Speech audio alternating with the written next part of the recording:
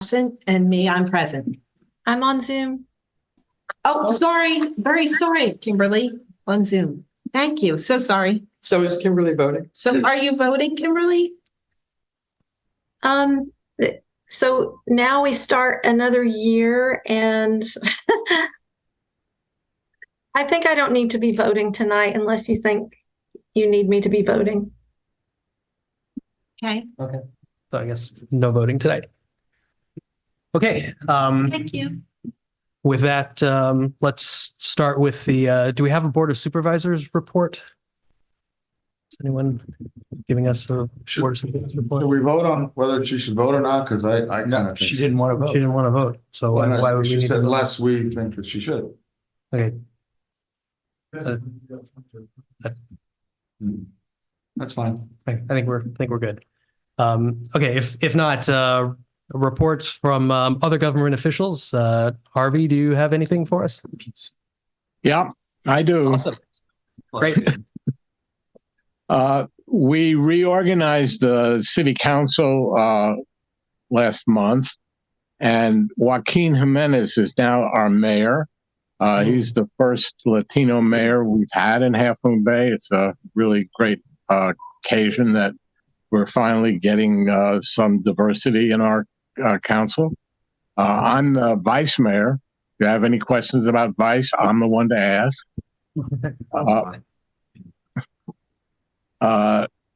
Some other notable things that I want to bring up at the Board of Supervisors meeting today, they've approved a bill of sale or attempt to get a bill of sale for a property that used to be Bay City Flowers, located just south of Half Moon Bay. Most of that land is in the county. There's a little strip that belongs to the city. That's 50 acres, which is an enormous amount of land that is available. And the county is considering building farm worker housing and having the kinds of attempts to get farm workers becoming farmers and developing that sort of environment, which is really very exciting to continue our coastal heritage of agriculture. There are a couple of what do you call it? Court actions that are relevant to the coast side. The Superior Court has ruled on the SAM, that's the Sewer Authority Midcoast side,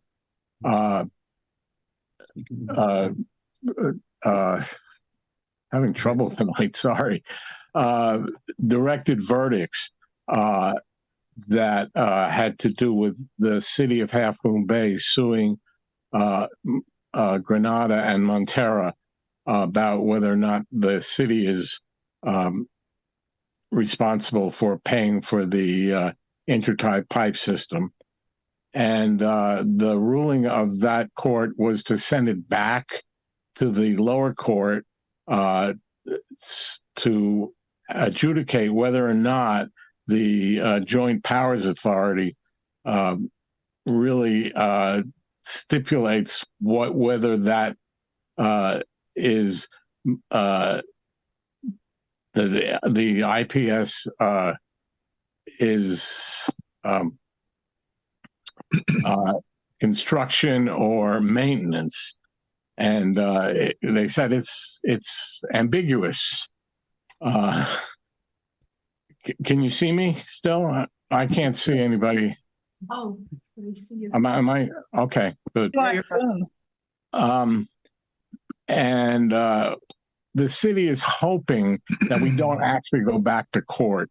It's expensive. It doesn't really do the coast side any good.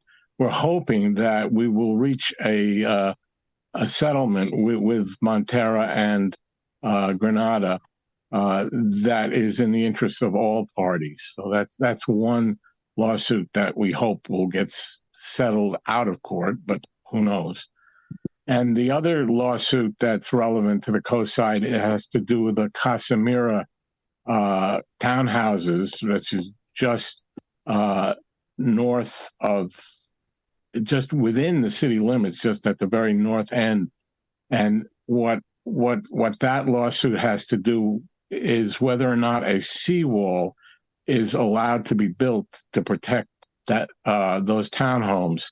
The Coastal Commission lost in its initial attempt to not allow the seawall.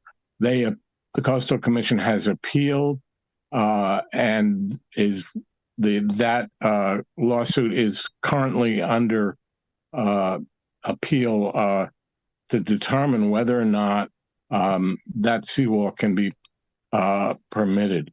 And that's going to affect not only Casimira, but the entire coast of California, depending on what the judge and jury decide. So the city of Half Moon Bay is neutral in that lawsuit, but we're certainly interested in seeing what happens. That's all I have, and I'll be glad to answer any questions. One quick question, and then I'll turn it over to the rest of the council for questions. But have they set a date for the appeal? I'm just curious. Normally the wheels of the court system turn pretty slowly, but obviously that cliff is being eroded every day. So yeah, the appeal was made in July, and I don't know when the court will actually hear it, but it's probably in the reasonably near future. That's best I can tell you. Gotcha. I just got a note that Adam Ely's here from the county. He may have some updates on this. Adam, if you want to chime in. Oh, not on that particular topic. Oh, not on that particular topic. I see. Oh, okay. Gotcha. We'll get back to you in a sec. Rest of the council, questions for Harvey? Oh, yeah. And this is for my notes. I'm sorry, Harvey. What was the address for the farm worker housing? Well, this hasn't been bought yet. It would be. It's on Highway 1. I can't give you the exact address, but it's that strip of land that is just opposite the entrance to Ocean Colony. Did you say it was like Bay Flowers or something like that? It's the former Bay City Flowers nursery, which has lain dormant for the last 3 years. Thank you. Cool. Sure. Other questions from the council for Harvey? No. Members of the public, anyone want to ask Harvey a question? No. Okay, hearing none. Thank you, Harvey. Really appreciate it. Sure. Sorry, I had my hand up. Oh, I didn't see your hand. All right, Sid, go for it. Hi, Harvey. Yeah, the address, Ann, is Miramontes Point Road and Highway 1. It is Bay City's nursery's old facility, 50 acres across from Ocean Colony. Part of it's in Half Moon Bay, but most of it's in the county. And at the SAM meeting, there's no sewer. So Half Moon Bay is already at 64% of usage of the sewer plant. I'm hoping, because they're going to want to keep building more stuff like 555 Kelly and the mobile homes that at the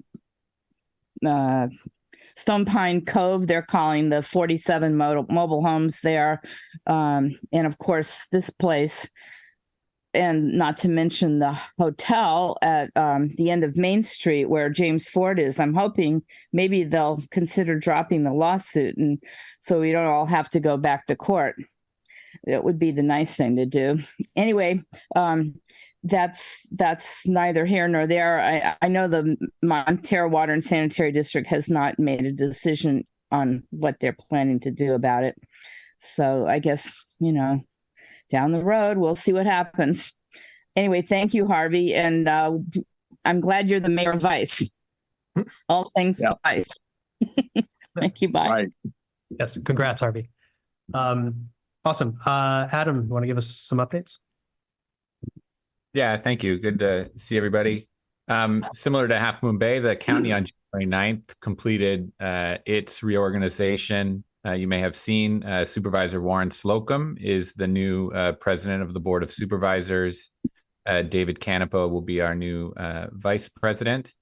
In his remarks, Supervisor Slocum referenced the impact of Supervisor Horsley on his future tenure and his attempts to set a collaborative tone and to get a lot of good work done. That was on January 9th. On January 13th, there will be a memorial for Supervisor Horsley at the College of San Mateo at 1:00. You can find information about that on the internet, but we expect that to be very well attended. And that's on Saturday, January 13th, in case anybody would like to attend. Another thing that was of note is that the county had undergone this significant community outreach regarding the utilization of certain Measure K funds that were available. There's approximately 37 million available for the next budgetary season. The county engaged in a good bit of community outreach and identified 3 priorities through that outreach, which was children, families, and seniors, which is pretty much everything. Emergency preparedness, as well as housing and homelessness. The county issued a notice of funding opportunities and opened up for several weeks an opportunity for folks to submit grant requests, and 315 applications were submitted as of the closing of the NOFO. The requests were for more than $750 million over 3 years, which means we have quite the task ahead of us in reviewing each of those grant applications and determining which ones can receive Measure K money. The evaluation committees will begin reviewing that in the next few weeks with the hope to have funding recommendations to the Board of Supervisors in March of this year. Those are significant updates that we have. Awesome. Thanks so much, Adam. Any questions from the council for Adam? Please refresh my memory, what's Measure K? It's a sales tax, one of the sales taxes. Anyone? for Adam? Well, not in the context that he was talking. Okay. At this point, they're looking at grants to where to spend the sales tax that Gus is referring to. They're looking for applications as to projects that are worth spending the money on. Correct. And the applications have been received. It's now sorting through which will receive the funding. What else? Okay, then we'll turn to public comment. Sid? Hi, welcome back, Adam. I think your name was Adam, right? Yes. Does that that's just from outside interest groups like nonprofits and stuff that are applying for those Measure K money. What about the county? Is that including money that they might allocate? Like we've long been needing a emergency evacuation center here. There's no county facilities on the coast to take care of the population in case of an emergency, not to mention if there's visitors on hand when such emergency might happen. Do you know if that's on the books to be funded this year? But let me just say one quick thing on the NOFOs. It was open to the notice of funding opportunity, and the grant opportunity was open to municipalities, cities, private folks So we did receive a number of applications from school districts, from local cities, from community-based organizations. The list of applications and what's within there has not been made public yet, and I can find out when that would likely be made public and share. I don't believe there actually, I believe, is some specific requests for support for facilities to be able to act as community resource hubs in the event of disasters on the coast side. But there's no specific request, as far as I recall, for a fully funded community center. And that's not something that has been funded as of yet by the Board of Supervisors for the coast side. Right. That I meant is the county, any county projects involved in the money that's applied, because I noticed throughout the year they do give their own Measure K funding out. So they didn't put in any kind of request in that amount of money. There's a separate, that's the community pot that's being divvied up right now. Yeah, there are requests, some requests from internal to the county, the Department of Public Works, Department of Emergency Management.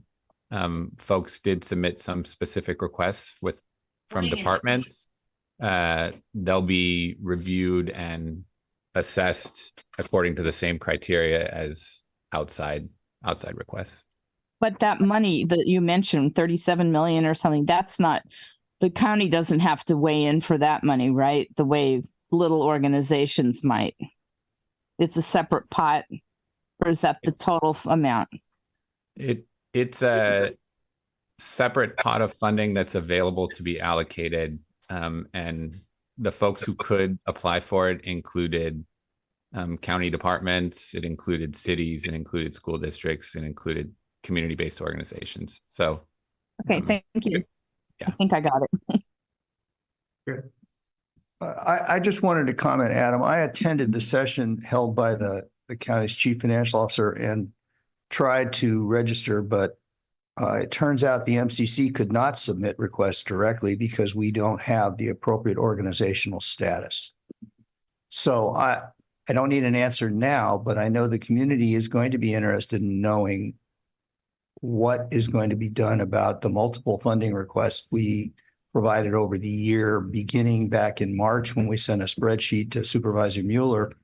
I've heard verbal updates from Ray about some stuff in the works, like stormwater and so forth, but we don't have any written request on, call it a dozen funding requests that we made over the year, some in written letters, some in emails.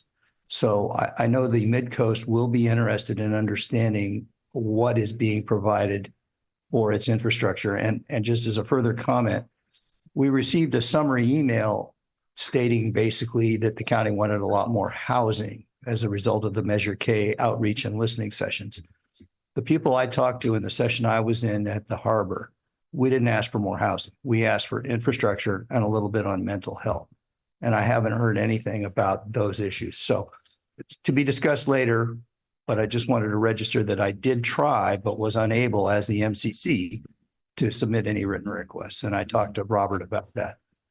Thanks. Any other comments or questions from the public for Adam? Seeing none, then do we have any other government officials to weigh in tonight? Oh, Lisa. Lisa, go for it. Lisa's muted. Yes. There you go. Okay. Sorry, I'm having trouble with stuff. Okay, so I have a couple of things from the Planning Commission. Well, no, the first one isn't. The first one is Casimiro lawsuit regarding the coastal armoring. There's a section on this issue on the MCC website on the Murata Road page, which is under the shoreline tab. It's a very brief, it's concise description of the issue and the significance, and then links to some articles and documents.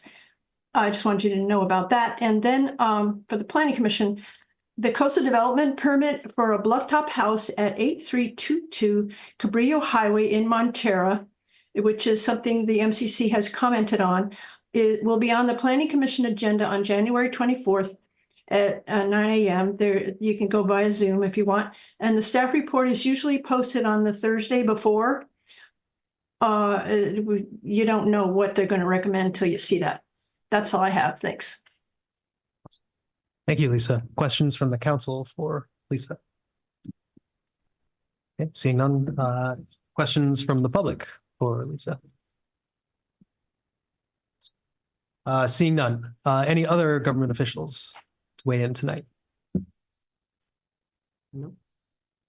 Then before we move on to the next thing, I want to formally welcome Tim Fox, who's sitting in on our meeting tonight. For context, I received some feedback in between our last meeting and this one that sometimes we as a council may color a little bit outside the lines from a Brown Act perspective. And so I asked Tim if he would be willing to just kind of sit in on our meeting tonight, and if he sees us straying over the lines, to just call a point of order and just kind of let us know kind of what we need to, what we've done, and we can figure out what we need to be doing differently. And my hope is we don't color outside the lines and this turns out to be a super duper boring meeting for Tim, at which point I will send him a bottle of wine or something, because I really appreciate his time. But just be prepared. He may call a point of order at any time in this meeting. Great. Then on we go to public comment. So this is public comment for items that are not on the agenda tonight. Do we have any public comments? We have, Chrislyn. Chrislyn. Hi, thank you so much. I just wanted to extend a big thank you to the MCC for being willing to participate in the sixth annual State of the Coast Side. We will have it on January 25th. And if you would like to RSVP and join us, it'll be at Mezzaluna at 12 noon. We've got 10 awesome local agencies that are all going to do about 8 to 10 minute presentations on the projects that they have worked on in the past year that affect the coast side, and then their upcoming projects.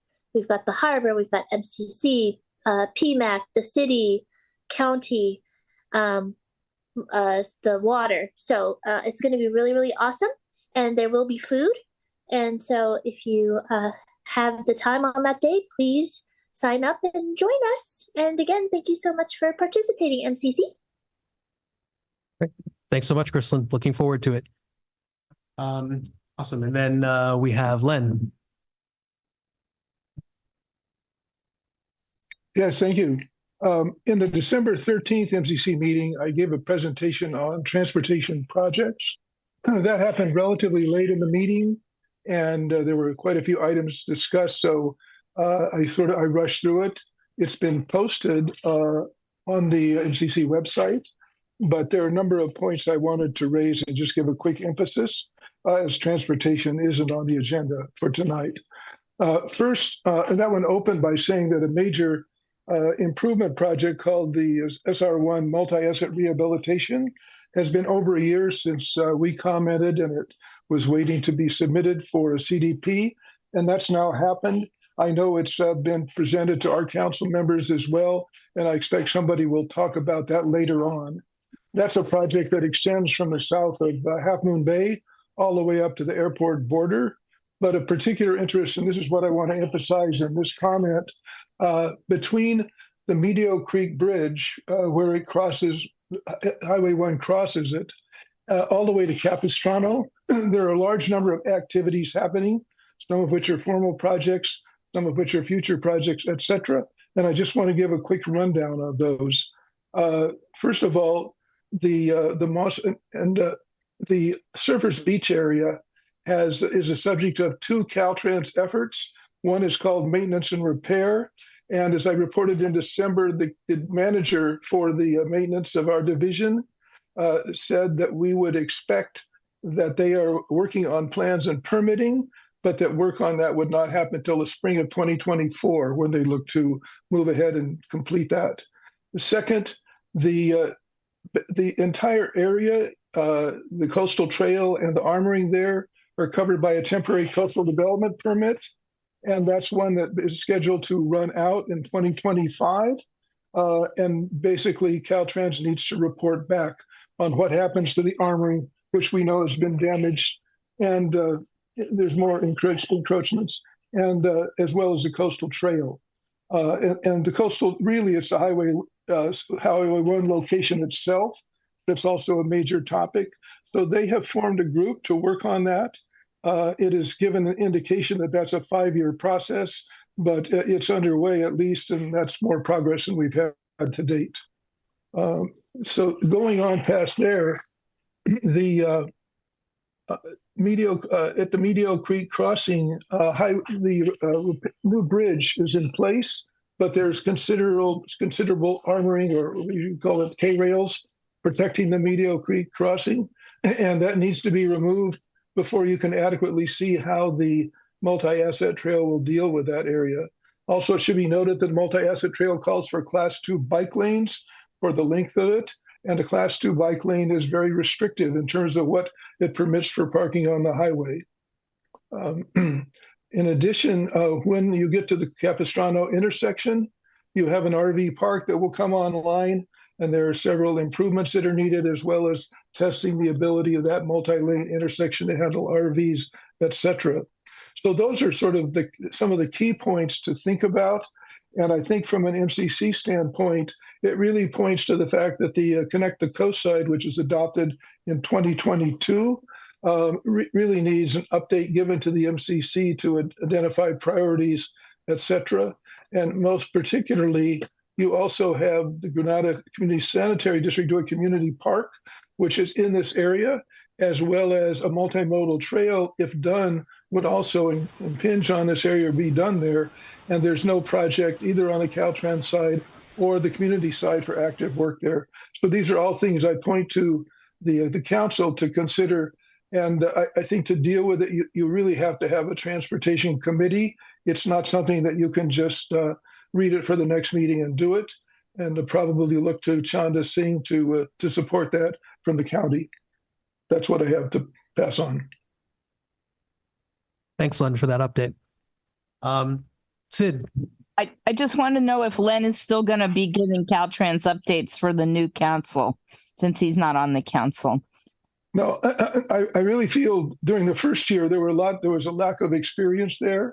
I think you've now got a year under your belt. I expect to be very active in those, but more as an independent citizen or working on it. So I'm available as a resource, but I don't expect to go to Caltrans and say, representing the MCC, what are you doing?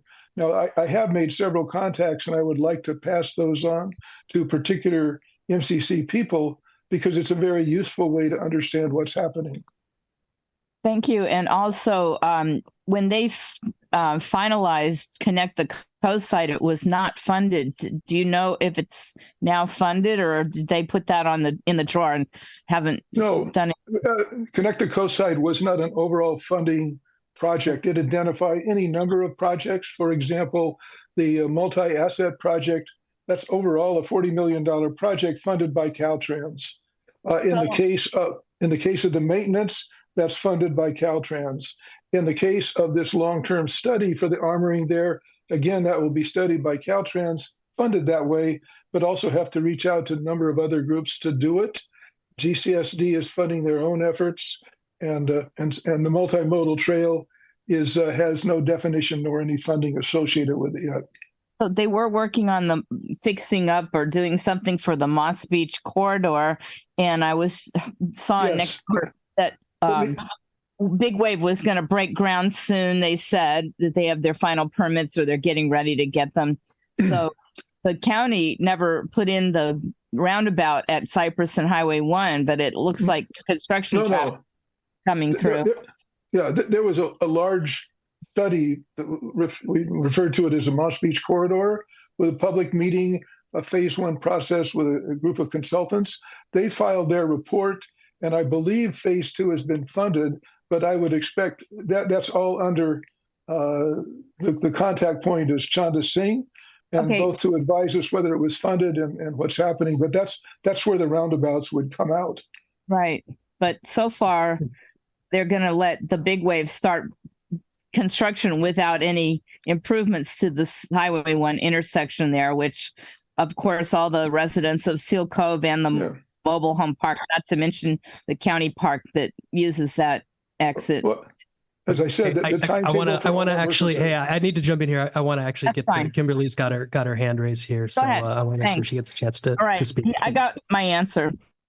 Great, awesome. Kimberly, did you want to say something? I guess I just want a point of clarity in that Sid asked the question of what capacity Lynn would function in relation to the MCC, and Lynn answered the question himself. So I don't have any problem with that, except that I think an official answer should come from the MCC itself to clarify what role Lynn plays. Right. I mean, I would articulate Lynn's role as an important sort of resource in the community for us as a council, but I would expect, Kimberly, I think you and I are kind of the leads on certainly on transportation projects along Highway 1 in the south part. I'm the south part and you're the north part. So I would expect we're kind of taking the lead on transportation issues, but I certainly would expect, certainly for myself, to draw on Lynn's experience here and there as needed. Okay, thank you. I just wanted to make sure it was clear. Cool. Thank you. Do we have any other comments from Carl? Go for it.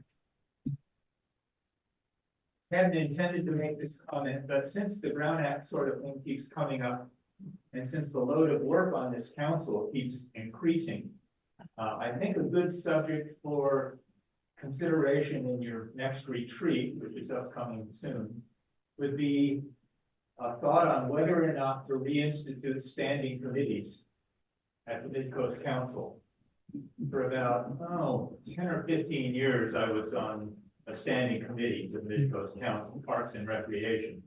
We handled most of the environmental stuff and so forth. At that time, there was also a very sophisticated planning and zoning and so forth committee of the Midcoast Council, a standing committee. The way these things worked at that time was each council member could either show up at the committee meetings or appoint somebody from the community to be their representative in the committee. This prevented the Brown Act problem being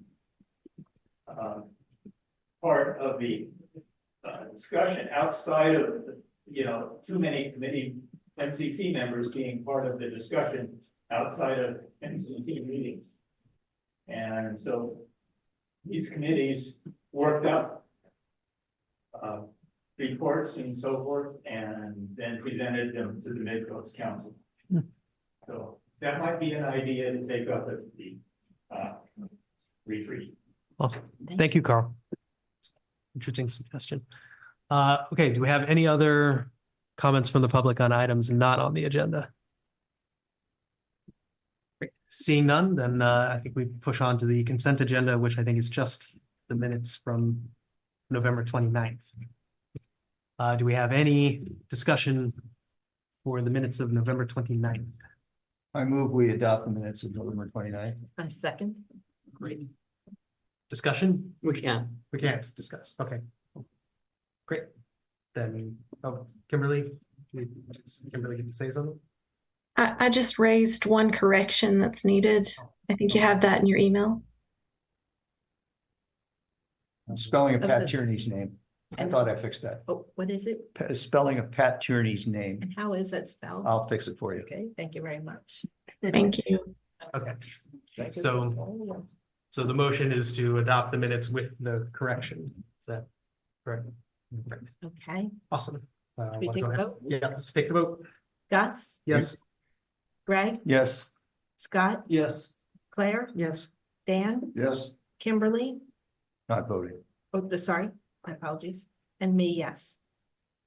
Was I supposed to call on Burnett? Was I supposed to offer public comment on this before we voted? No. No. Okay, great. But Burnett, did you want to say something? Yeah, I just wanted a clarity because there was a little confusion, and since Mr. Fox is on, I know the Board of Supervisors takes public comment on the consent agenda as part of public comment. there was some discussion in the last meeting about waiting till the consent agenda actually comes up before allowing public comment. So I wanted to get some clarity, because if there is a public comment, it usually wants to be made before you make the motion. So how are we going to handle public comment on the consent agenda in the future so that the public can make comments about the consent agenda? Thank you. Great. What a great question. Tim, educate us. I have a recommendation about that. Okay. Great. Best practices probably are to, during the general public comment period, to accept comment on all non-agendized items or items on the consent agenda. And then a decision can be made at that time whether to pull an item from the consent agenda and discuss it more fully. But that would protect the council from the problem of acting on the consent agenda without ever having had an opportunity for the public to comment on it. So going forward, I think the agenda should make clear that if you do have a comment on the consent agenda, you should make it during the general public comment, rather than have a separate comment period for the consent agenda. Great. We will accept that recommendation heartily. Thank you. So do you have to announce that? So do you have any other, do you want to make comments on anything not on agenda and the consent agenda? I suggest we change the wording Yes, of the it's on- template of the yes, on the agenda. template, yes, I will fix that. Exactly. Yep. Exactly. Yep. You take a note that that's an action item. Great. Great. Okay, then that concludes our consent agenda, which gets us to the first item on our regular agenda, which is the Moss Beach Fire Station. And before we dive into that, I want to offer a couple of framing comments. I expect this is going to be a very spirited discussion. And, I want to acknowledge that this is a discussion about our neighborhoods. Our neighborhoods are emotional spaces for us. So it's very natural for people to be deeply emotionally invested in what goes on in our neighborhoods. At the same time, that's a basic fact of life, but we also have to balance that with another fact of life, which is that we as the public indeed expect our firefighters to be our heroes in the time of emergency. And so our discussion tonight is not just about our vision for our neighborhoods, but it's also about making sure that our firefighters have what they need to be the heroes that we need them to be. And sometimes that may be something like a building, but it's also, I think, feeling that psychological support that we as a community are behind them and have their back the way that they have ours. So my challenge for everyone tonight is to strike that balance between the emotions and making sure our firefighters have what they need. And my expectation is that everyone, not just on this council, but also in the public, will work hard to meet that challenge. And I'm confident that we can all rise to the occasion. So with that, I would like to turn it over to Anne and Dan, who will lead us through the discussion of the fire station. So actually, do you have the slides, Greg? The slides are posted on the website. I can open them. Are you logged in? I'm not on this. This is. You're not on Zoom. All right, well then, let me see if I can share my screen, and you're gonna have to tell me when to advance. Yes, if that's okay. Yep. Wow, nice. Okay, so first, I just wanted to appreciate our guests here this evening. Austin Dunkley from PBK Consulting, who's our architect, and our Coastside Fire Protection District Chief Gary Silva, and our other. We have I'm sorry, I didn't get your last name, sir. My name is Jordan Moda. I'm with Cal Fire Local 281, the labor organization represents your firefighters here on the. Well, thank you. You did a better job than I can do, and we appreciate you being here. So now this takes us to the next slide. This was a rendering that was presented to the community. It was just, it was out there, and I know that may not be exactly what it is today, but the current design called for approximately 10,000 square feet, or rounded up, but this was 9,549 square feet. The perimeter was to be, the perimeter is going to be surrounded by chain link fence. A sliding security gate at the north end of the property will be installed.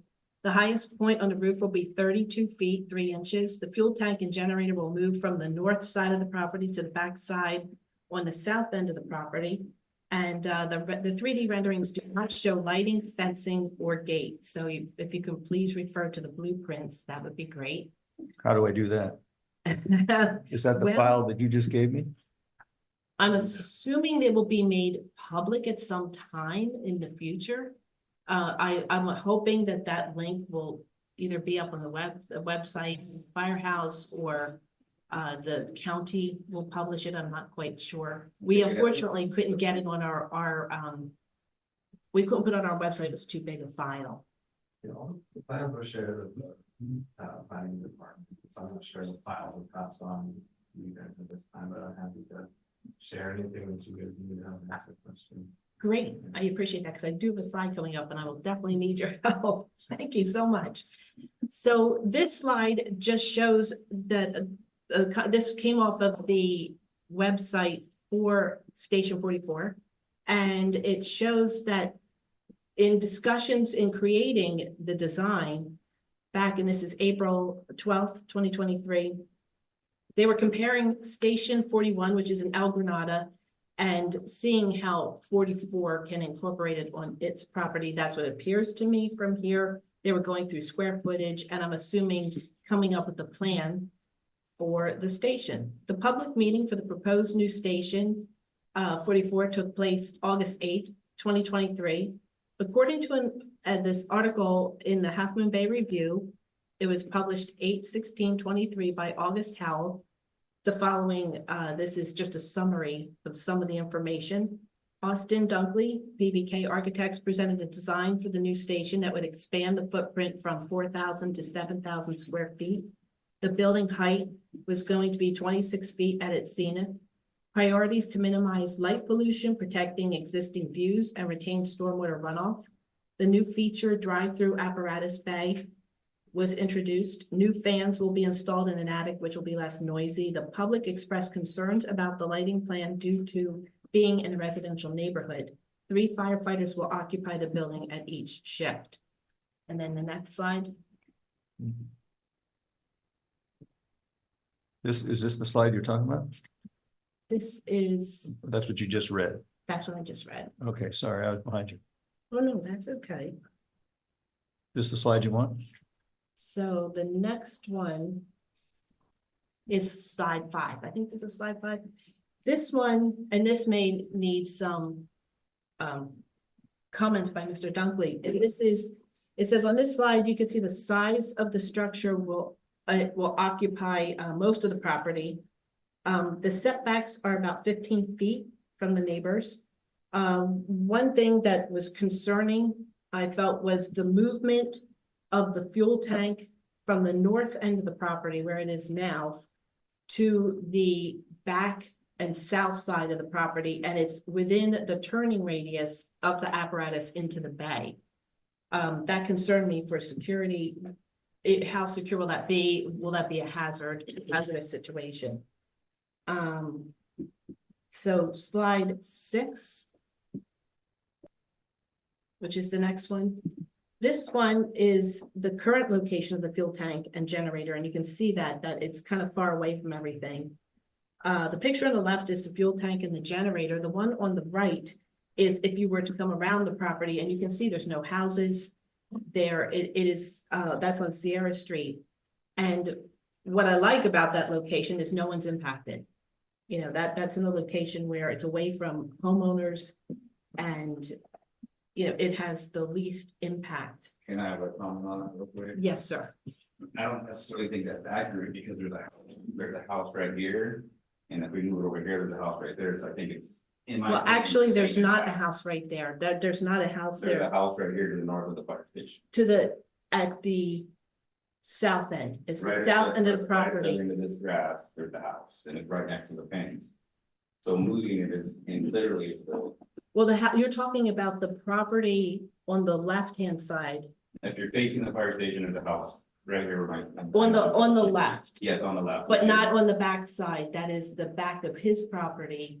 And I actually did Google Maps. And so that is the back side of his property, and there's no one on Sierra Street at that point.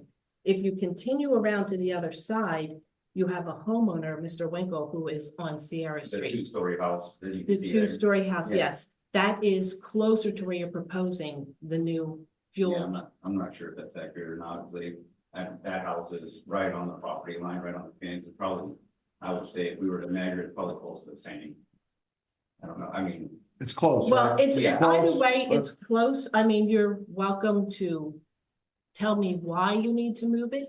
I would love Well, with to the, know. with the existing plan, we won't be able to drive around the fire station. So basically, if that was still there and the fire station was to grow to the size that it is, then the access of driving around would be impossible. That's why it needs to move. So it moves to the drive-through feature? Yes. Yeah, you go back to the previous slide. Yeah, so for those who can see the screen, the existing fuel tank is right about here, right in the path of this return drive. And so if that stays, there's no way to make that return. And so we are shifting gear correct, and I'd say it's hard to tell. It might be 50 feet towards the south, but as you know, Chief Silver is saying, there is a house right here. You're saying there's a house right here. There's a house on either side, and so it's slightly in a better position for this neighbor, and maybe it's slightly closer now to this neighbor here, but there's going to be large retaining walls around this. And in fact, the backside over 15 feet tall, so a lot of that sound, it's going to get blocked by that wall. And I would be very surprised if you're going to see much of a difference. Currently, where this generator is at, there's no retaining wall on this side blocking sound going that direction. But in the new location, it's going to be right next to a sound wall. So it's actually. I'm sorry, so that the public can hear you, I think you need to be speaking better. But you can pick that up and hand it to him if he wants to Yeah. point. Yeah.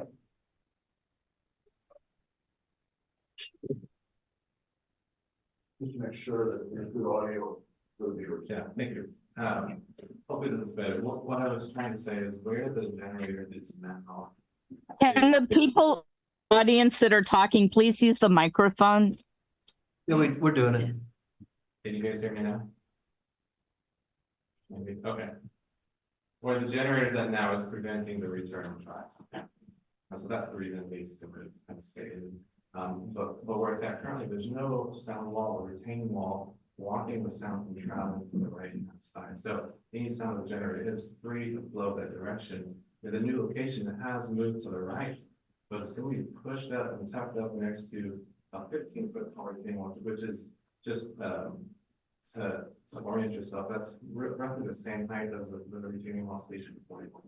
So it's a large wall. It's a large earth berm that's protecting us. So the sound, much of that will be blocked by that feature. So it's actually not too bad. Can you enclose it to make it acoustically, blocked at all? Because I mean, the size of the generator will have to be, I assume, larger to now power a 10,000 square foot building versus 4,000 that it currently is.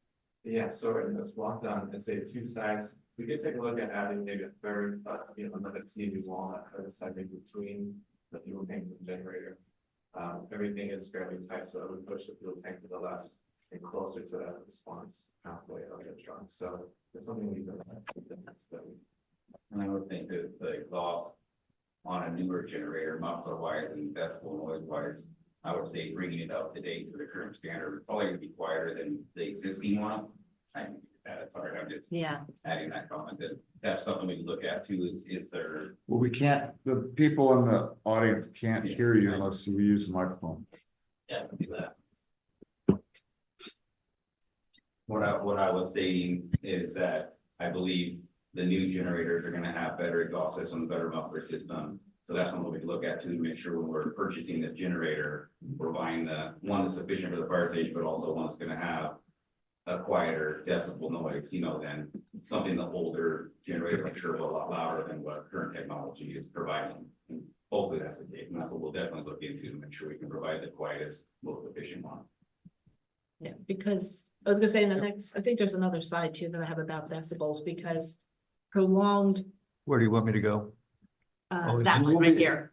We'll be asking for decibel levels and, information. I'm sure you'll be able to provide all that detailed information, but exactly how loud it will be. Okay. Right, because there was a point that I got in the study that I think is really important. And that is that instead of the intensity of it's more than just the decibels alone, it's the intensity and duration.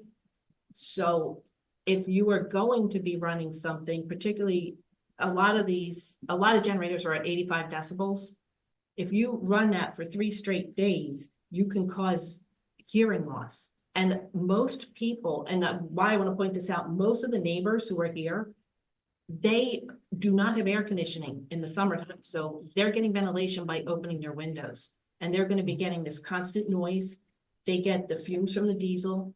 And the same thing with the exhaust from the bay, which is only 15 feet from the property line. You now have exhaust from the bay. You have the diesel trucks. They are generally at 100 decibels. And depending on the duration of that noise, you can lose hearing in just 15 minutes at 100 decibels. So it's something that really needs to be addressed as much as possible to avoid causing any of these these effects that you don't want. And just personally, my husband and daughter have asthma. And so I'm very concerned, about having this move so much closer to the property line than where it is now. And I'm sure our neighbors have concerns as well. But that's just that, we want this to be safe. We want this, we want you to have a nice station for the firefighters, but we also want you to please keep in mind that you have neighbors who are also retired first responders. And we would like, you to please consider everything you can do to, keep us safe. The next slide. This looks at the living space. And I just wanted to, can you go to the next slide? I'm sorry. Now this is a schematic of the living space. It's kind of hard. It may be hard to see. I hope I'm speaking loudly enough, but we're talking at approximately 7,000 square feet for the firefighters to live in, work in, as far as the workout room. There's multiple decks, kitchen, pantry, and so on. And we're talking about 7,000 square feet. I think that's pretty large for 3 firefighters. And when you first came to the public, you said it would be a total of 7,000 square feet, which would mean the bay, which is 3,000 square feet. At the time, that would have been additional 4,000. Now we're talking additional 7,000. I mean, this is pretty large for the size of the property.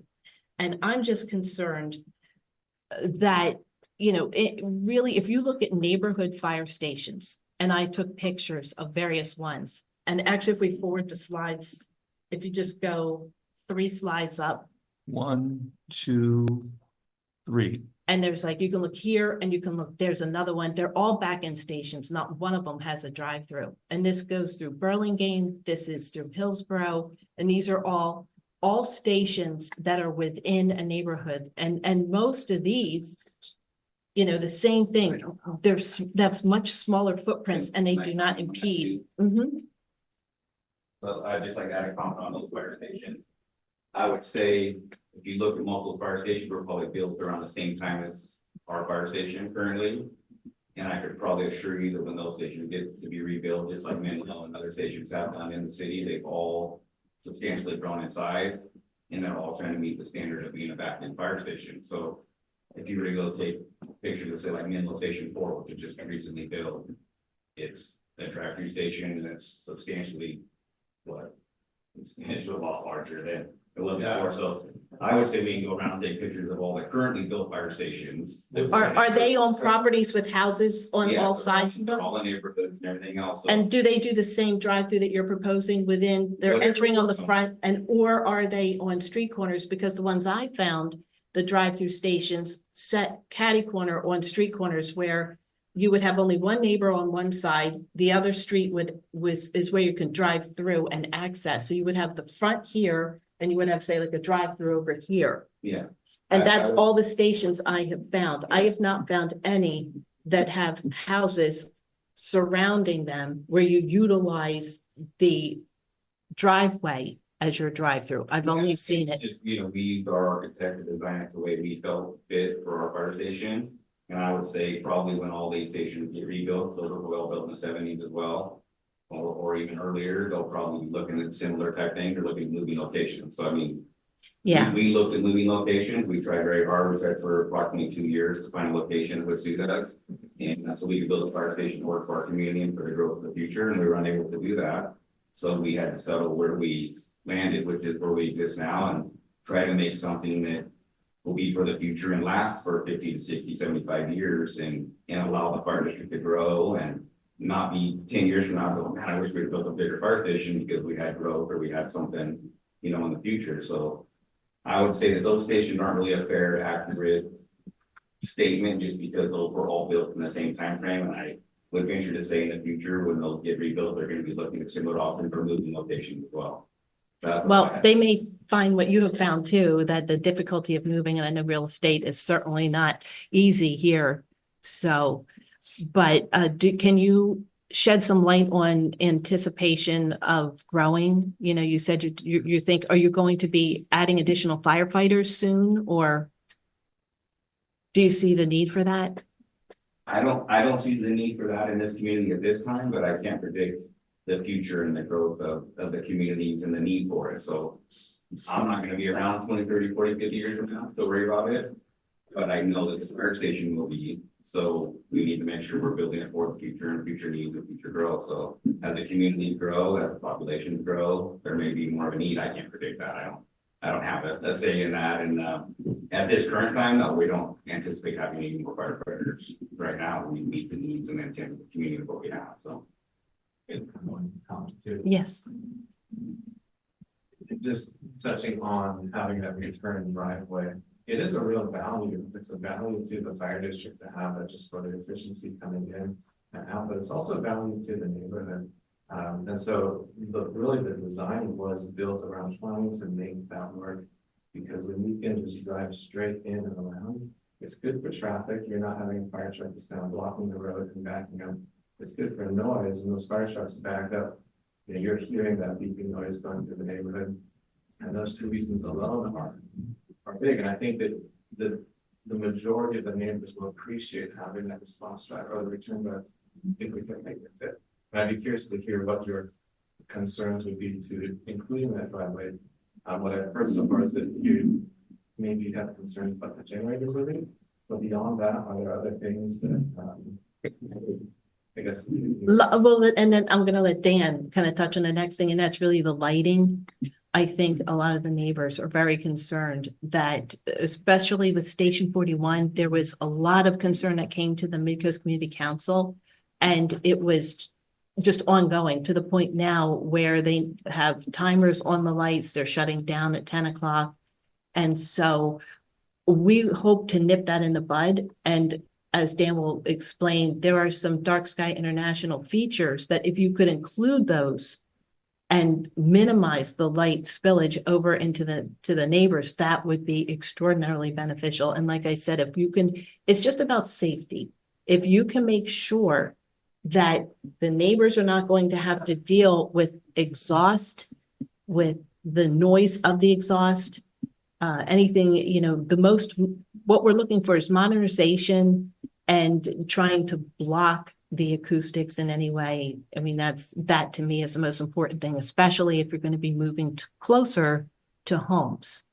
I think it's really important that you try to minimize the impact of the station on the people living there who are trying to have, you know, a peaceful time, which we know when you live next to a station, believe me, we expect to have a certain amount of noise. We have but you don't expect to have your house lit up.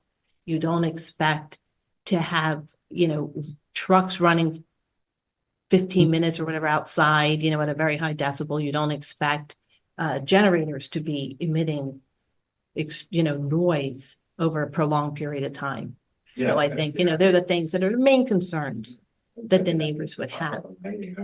What slide do you want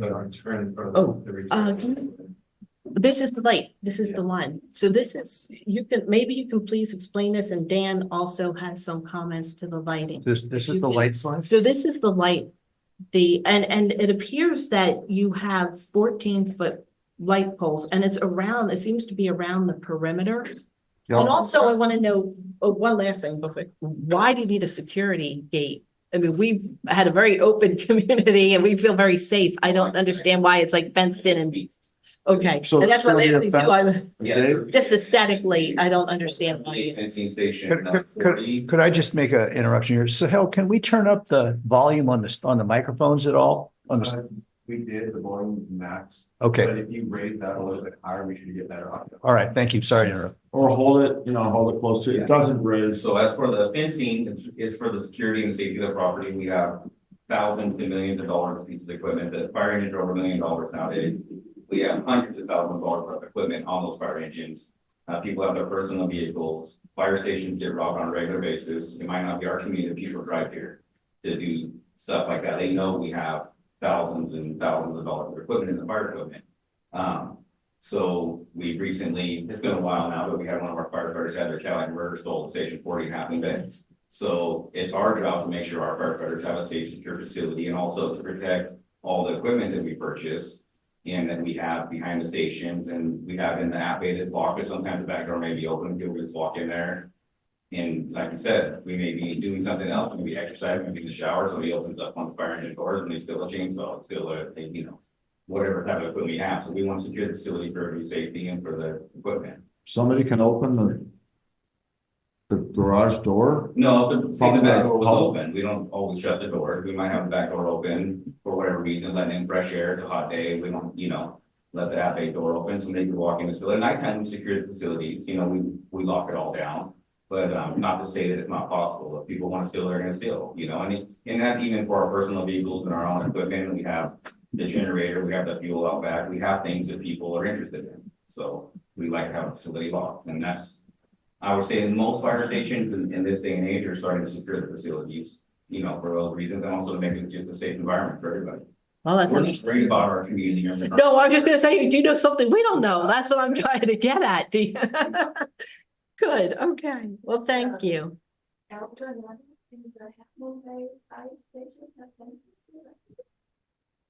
Granada does, yes. Half Moon Bay, I do not believe so. It does currently, we're building the fence right now. It's Oh. currently almost done. The gate's there, the motor's not activated at this time, but here within the next month, that facility will be secured as well. So. Well, thank you. And then, so, did you want to discuss the lighting, Dan? Yes, thank you. So yeah, definitely want to thank you all for coming tonight. Appreciate it. I want to go through this really quick because I think there's a lot of people in the community that would like to also speak, so I don't want to take up all the time. So as far as broad picture is that light pollution is a problem across the globe. So there's 80% of the globe sees nighttime light pollution, and that equates to 1/3 of the people can't even see the Milky Way at night. And we've got an extraordinary spot in this community to where we can see stars when it's clear. So there's a lot of people that want to defend that. Now, one of the organizations that is their whole existence is defending this is Dark Sky International. So what do? They're the global authority on preventing lighting pollution. Okay, their website is darksky.org. There's advocates for dark sky all around the world. I'm an advocate. So the Dark Sky advances responsible outdoor lighting through policy positions, public education, scientific research, partnerships, and more. So responsible outdoor lighting meets the needs of people to see at night, conserves energy, avoids harmful effects on wildlife, and protects our night sky. What we know about this, can we go back to the lighting plan? There we go. Can you zoom it in a little bit so we can see some? So what we do know about this plan, the current lighting plan will light this whole area similar to a retail center. The light will be reflecting off the walls, off the ground, off the building. You can't see those numbers that are on it, but they're supposed to represent a certain number of foot candles like every 4 feet, there's a little spot and they tell you how much light is going to be at that point. This is all done by a computer. I'm sure the architect and his engineer, electrical engineer, can talk about this a little bit more. But one thing with this model, it's not a full model, so they don't tell you how much light is going off the property. As you can see, all those numbers stop at the property line or the wall. What we don't know that has been provided, elevation of the walkway lights and a couple of the other fixtures are just on the right-hand side at the top. There's a fixture schedule. It's not in full view right now, but some of the information is missing there. We don't know anything about the interior lighting intensity. There's a lot of big windows. You're going to have a large glass bay doors. I think there's going to be a lot of glass, so there's going to be a lot of light coming out of the front door. So there's a lot of light coming outside from the inside. So it's very important to know the intensity of the lights inside and the positioning of the lights. I just want to go over quickly. There's a lot of science with problems, health problems, wildlife problems with the LED lights, and they are compounded when the color goes higher in Kelvin. What we're proposing, the fires district's proposing is our 4,000 K lights. What dark sky will not certify anything above 3,000 K. Personally, I believe you can get by with 2,200 K. I think 2,700 K would work perfectly fine, solve all your needs. But you have chose the 4,000 K, which is very blue rich. And when you get into that spectrum, that's where the problems arise. One other characteristic about this type of light is that it likes to travel a very long distance. So I'm concerned about the reflection, but I'm mainly concerned, also very concerned about the lights at the garage bay doors in the front. I was just going to show that slide because the one on the left there, there's no outside lighting other than the flagpole. That's fine. That's That's just fine. from the inside. The lights in the bay, and how many are there going to be in the front? 4 or 2? The bay doors? Yeah, right, 2. Yeah. And so they're also 4,000 K, very intense. So those lights will shine and light up across the street and into windows of homes, through that home, into the back wall and maybe into the bedroom if the doors are open. So these lights travel. They go a long distance. So basically, I feel that what is proposed is too rich with blue light. It's too bright. I feel it's unneighborly as a result. I feel it needs to be resigned with dark sky principles. I also feel that, the human and wildlife hazards that are well documented are just being ignored. We took some time, myself, I think a few other people that I saw in participants tonight, sat and talked with Gary Burke, and we gave him a lot of this information, yet it feels like it wasn't heard.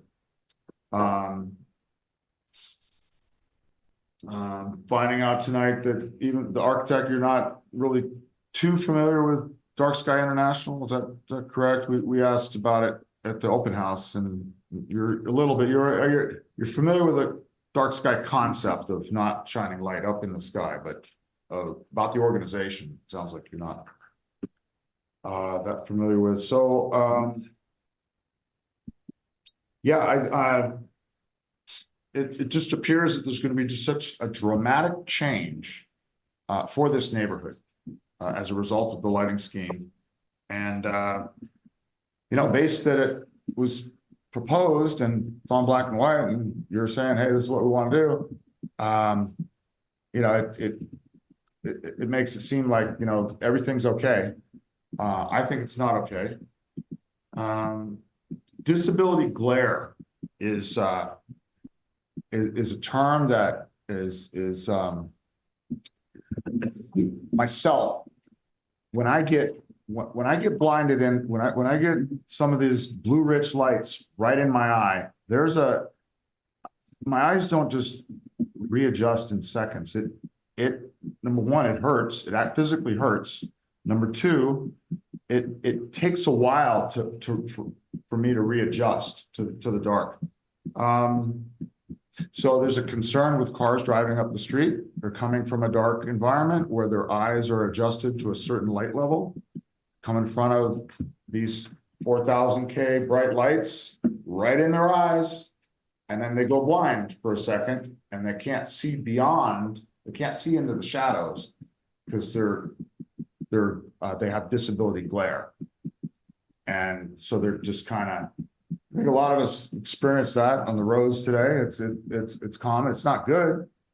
Unfortunately, it's common. So I think that's something that could be looked at as well. There have been, I've done a lot of study on this, and I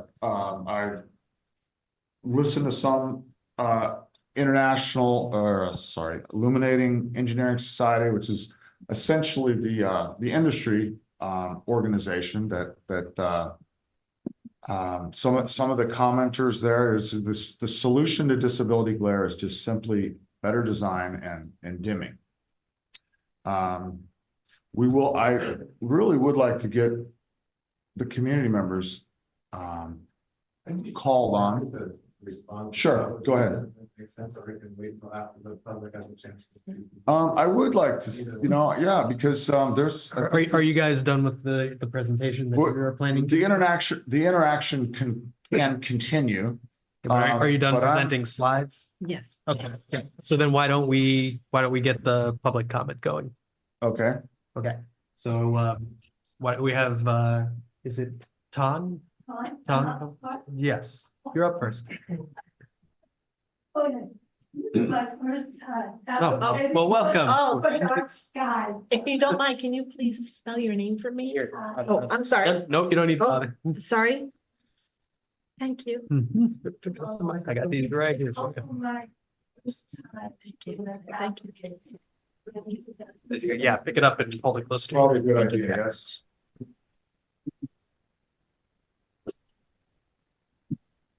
So it's also my first time being in dark sky. You asked me just 3 days ago if I would be doing this.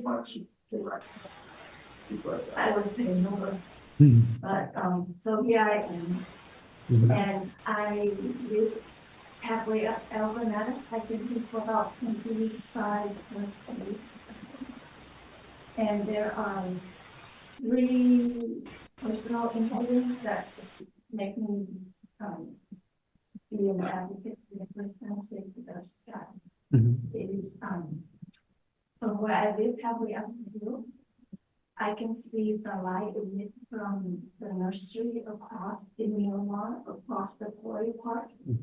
And so there's no looking at stars for where I live because sunrise happens at nighttime all the time.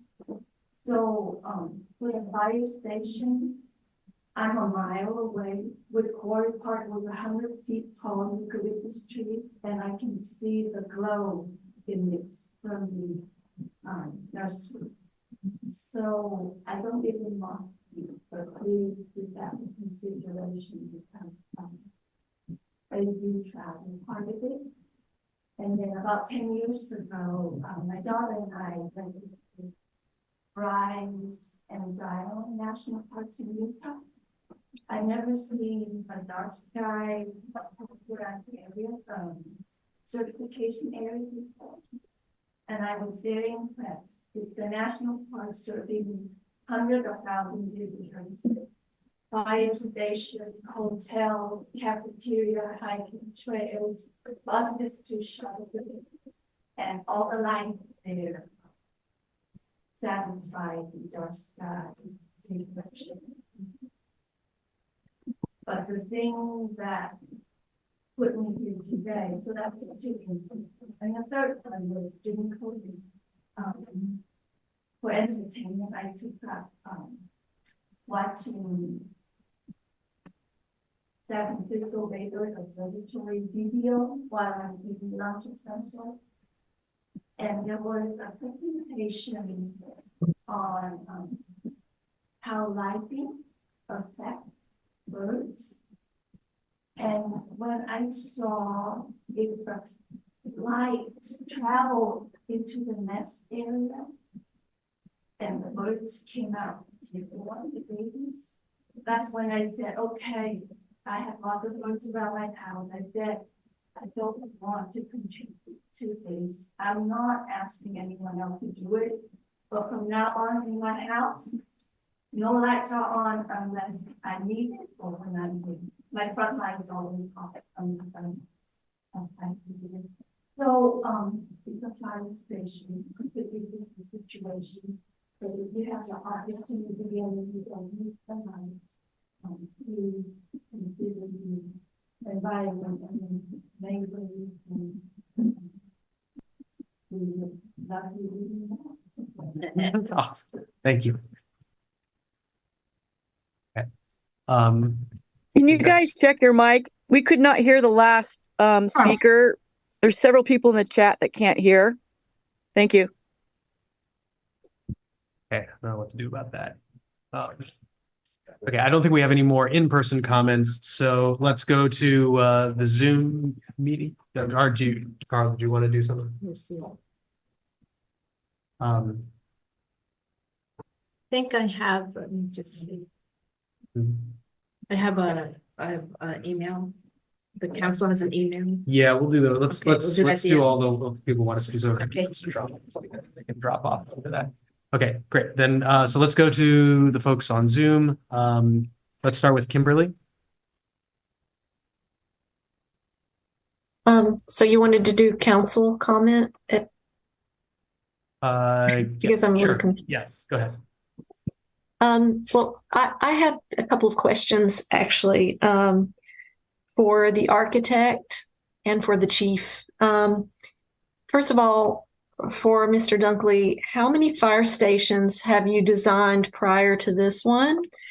And do you have knowledge of current best practices for fire stations? Because I know that a lot of the modern fire stations in Washington and Oregon, some of those stations are modern stations built to best practices that are community friendly and environmentally friendly. And I haven't seen any of those, and that's externally and internally in the fire station. And I didn't see any of those things incorporated into the fire station in El Granada. And it doesn't appear that any best practices are incorporated into this one. So I have that question. And then for the chief, my question is, have you yourself looked at best practices for modern fire stations that are community friendly and environmentally friendly? And have you or members of the fire board visited any of these stations that employ these practices or looked into resources that would help you be better informed or educated about this? Thank you.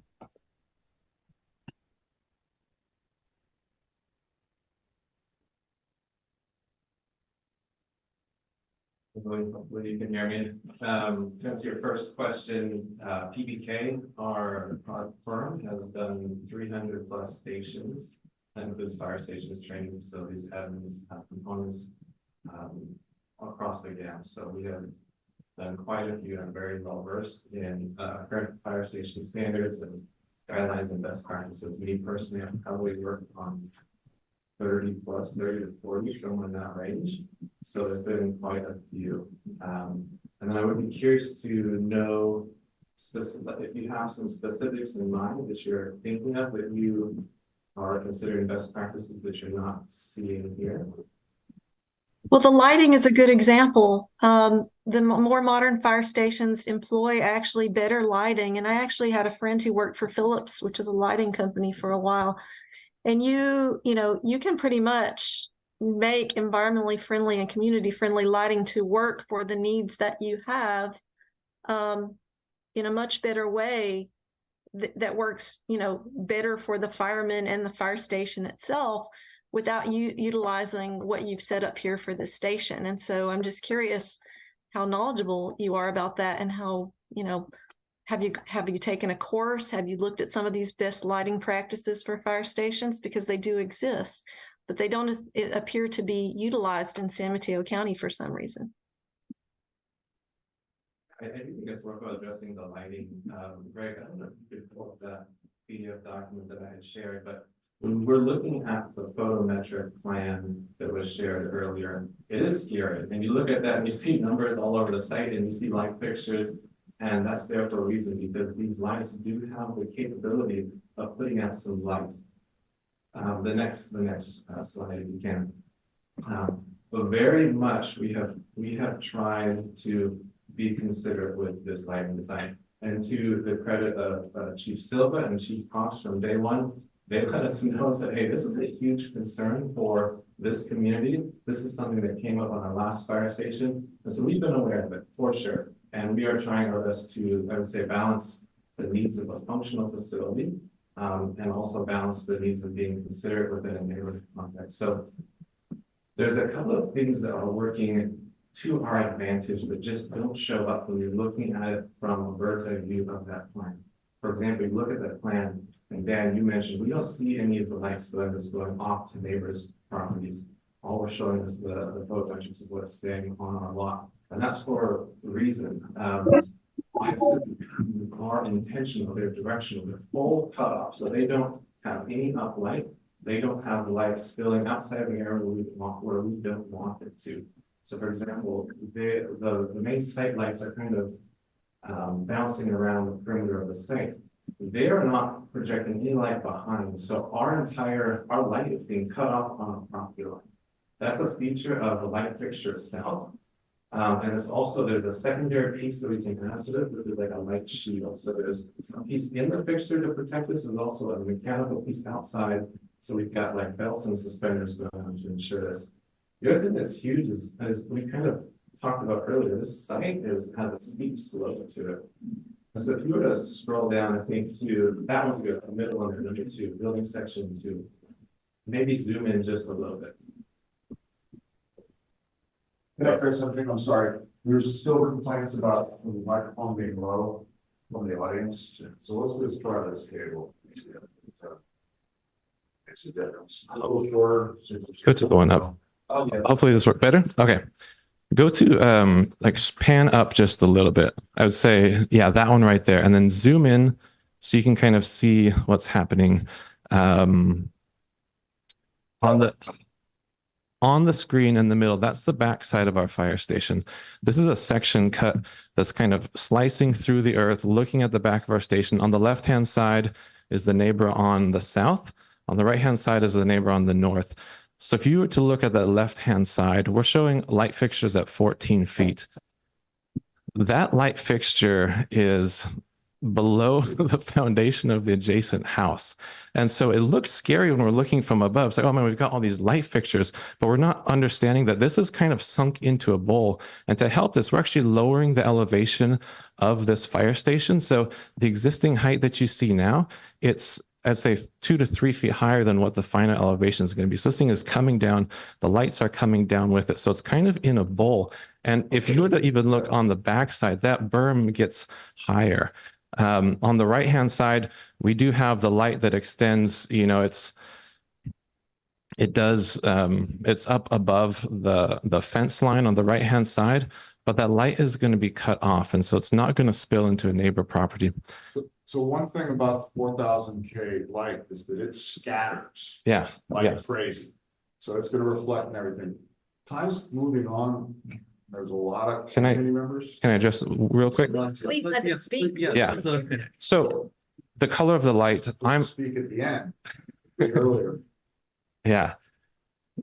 So we do have it. You can the light has the capability to have 4,000 lumens, but what's, I guess, another thing that might be missed here is that this is set up on a lighting control system, and these are fully dimmable. And so let's say there's an emergency and we have to go full power because we need to see something that's happening there. That's when that might come up. But we can run this 100% of the time at 25% dimmability, 10%, whatever it needs to be that works within the context of the neighborhood.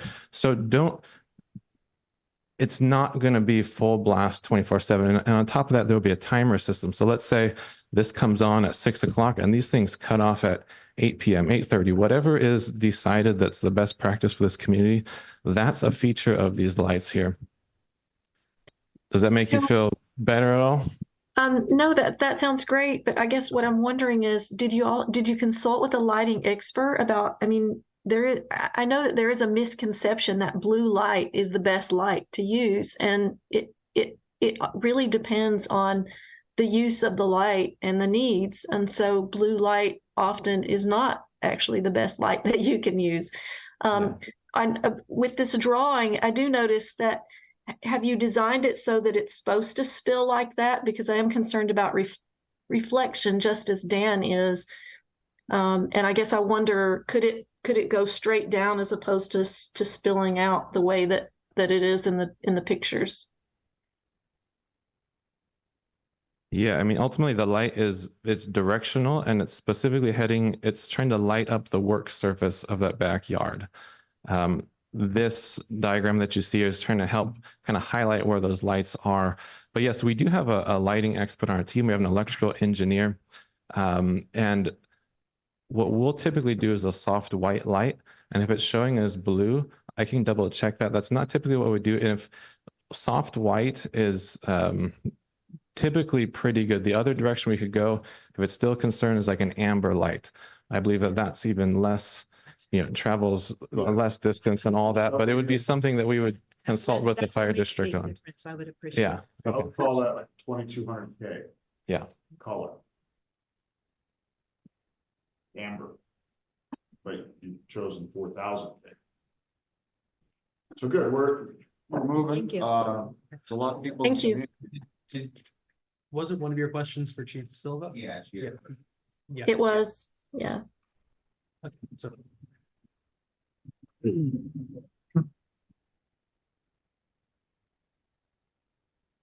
I tried to write down the question, but can you restate it just to make sure I'm on the same page, because there's a lot of going on. Oh, sure. It's concerned me since the whole issue with El Granada that fire personnel and the fire board haven't really educated themselves on modern fire stations and community friendly and environmentally friendly best practices. And I guess I'm wondering if since that issue has been such a problem, you've visited more modern fire stations that employ these practices, and you've looked at them carefully and sort of better educated yourself on these better ways to build a fire station. So I wasn't working in this district when El Granada was built, so I had nothing to do with that project. It was definitely brought to my attention when I came here about the lighting concern and issue. So I have visited fire stations. I'll be honest with you, lighting wasn't something I was thinking about at the time. But when I learned about the El Granada fire station, I learned about the lighting being a concern. We referred to the experts, and when we hired an architect, we basically right out the gate told them lighting is a concern. We need to make sure we address that right away. We knew that we were going to have these meetings. We wanted to have public meetings and address the public. We definitely want to make sure we do what's best for the community and the public. And that's why we went to the experts, and he went to their lighting engineer and tried to do the best they could to accommodate the community. So we put out the first, set of plans. Me personally, I'm not a lighting expert. I don't do what you guys do. I don't study that stuff. I study firefighting. That's what I've done my whole life. Lighting is not my thing. For me, lighting is the brighter, the better on a fire scene. That's what I think of, because that's prevents trip hazards. It prevents people getting hurt because of holes in the ground or whatever. So I think about fire scene lighting, not necessarily fire station lighting. I'm learning a lot, and I'm learning from you guys, and I've Google searched some things and try to learn more of how fire stations work in these communities. And ultimately, I think our first set of plans were to come out and go to the building and planning department, because they have an expectation of our building. And I think once he submits that to planning and building, they come back and say, is that sufficient lighting for this building, this property? So we have to also adhere to their requirements as well as, and I think that's why they send it to you guys, correct? Because they want your input and feedback on it. So I think that's the stage we're at. We're not trying to go past you guys by any means. We're not trying to do whatever we want. That's why we're here tonight. That's why when we hired PBK, I mean, as he said, the first thing we said was lighting. Let's make sure that's not a problem, because we don't want issues with the community. We want to adhere to everybody's wants and needs, and we're doing our best. And that's why once we get past this stage and you guys submit your requirements to planning and building, and they come back with it, and we have a final product. I wouldn't say final product, but we have almost to a final product. We're going to have another community meeting, and we're going to have all these items brought up and say, this is what we all settled on. And we're going to hope that you guys are happy with it then, and planning's happy, and all the rest of the community's happy. And that's what our goal is. So me personally, no, I focus on firefighting. I'm an operations division chief for Coastside Fire Protection District and San Mateo Division. My job is to make sure the battalion chiefs are doing their job, the firefighters are doing their job, and everybody's being safe that way. This is a new project for me. I'm learning along the way, and that's why we have the experts. And thankfully for me, Austin's here to speak on this stuff, because I'm just here to speak on the safety of the firefighters. If you want to know some of the reasons why we need the lighting, I could tell you. We have structure fires. We have vehicle accidents in the middle of the night. We have things where we have to put our fire apparatus back in service. And sometimes we can't do that inside the apparatus, but like say loading hose. We need to put up the doors on the top of the fire truck and load hose. So for the safety of the firefighters, we have to have lighting in the back of the apparatus area for them to do that stuff safely at night, and that's not, fortunately for us, we don't have a lot of such structure fires in our community. But when they do occur, we need to make sure that the employees can, have a safe workspace to put the fire equipment back in service. Anybody else have a question while I'm up here? And hopefully I answered your question. If I could just follow that, and I really appreciate your answer and appreciate what you do. I think that, we didn't really talk about internal lighting, but, it is actually about healthy, safe environments for firefighters. I mean, we want this to be a win-win for the firefighters as well, right? And so blue lights inside in your indoor environment when you have to sometimes get some rest or have fresh eyes, that's also very important to have human-friendly lights indoors, not just outdoors. Yeah, so and I could answer some of that. So I know in some of the new modern fire stations, because there is new building codes and planning codes. So all of the rooms nowadays have timers in them. It's like the El Granada station. If you use the restroom, you don't shut off the light because it shuts itself off. It shuts it off while you're in there if you're in the shower for too long. So if you're not waving your hands using the restroom, the light might shut off on you. So the lights are shutting off. They're meeting all the current codes that way. As for nighttime, when we wake up, all the new modern fire stations has a red light that comes on in our bedroom, because that's what they've realized is the safest, least startling for us, because firefighters do have heart attacks at night. And if any of you have been in a dead sleep and had an alarm go off and it screamed at you and says, hey, there's a vehicle accident down the road, it's nice to wake up to a soft light, and now they actually have a softer voice coming over the radio. It's not a loud screaming horn or siren. It's like it talks a lot softer to us, and it's a little friendlier for us. But yeah, the lighting, the bathrooms, the hallways, all those things are on motions and sensors nowadays. I believe that's a requirement. I think it's a code nowadays for these. Questions that are really Okay. quick. Hear from the community. There's a lot of people with their hands up. Yeah, no, that's good. Thank you. Thank you so much. Yeah, there's a lot of hands. See all those hands. All right, well, let's, I'm just gonna go based on what I see in my little boxes here. Next looks like Jane Price Silver.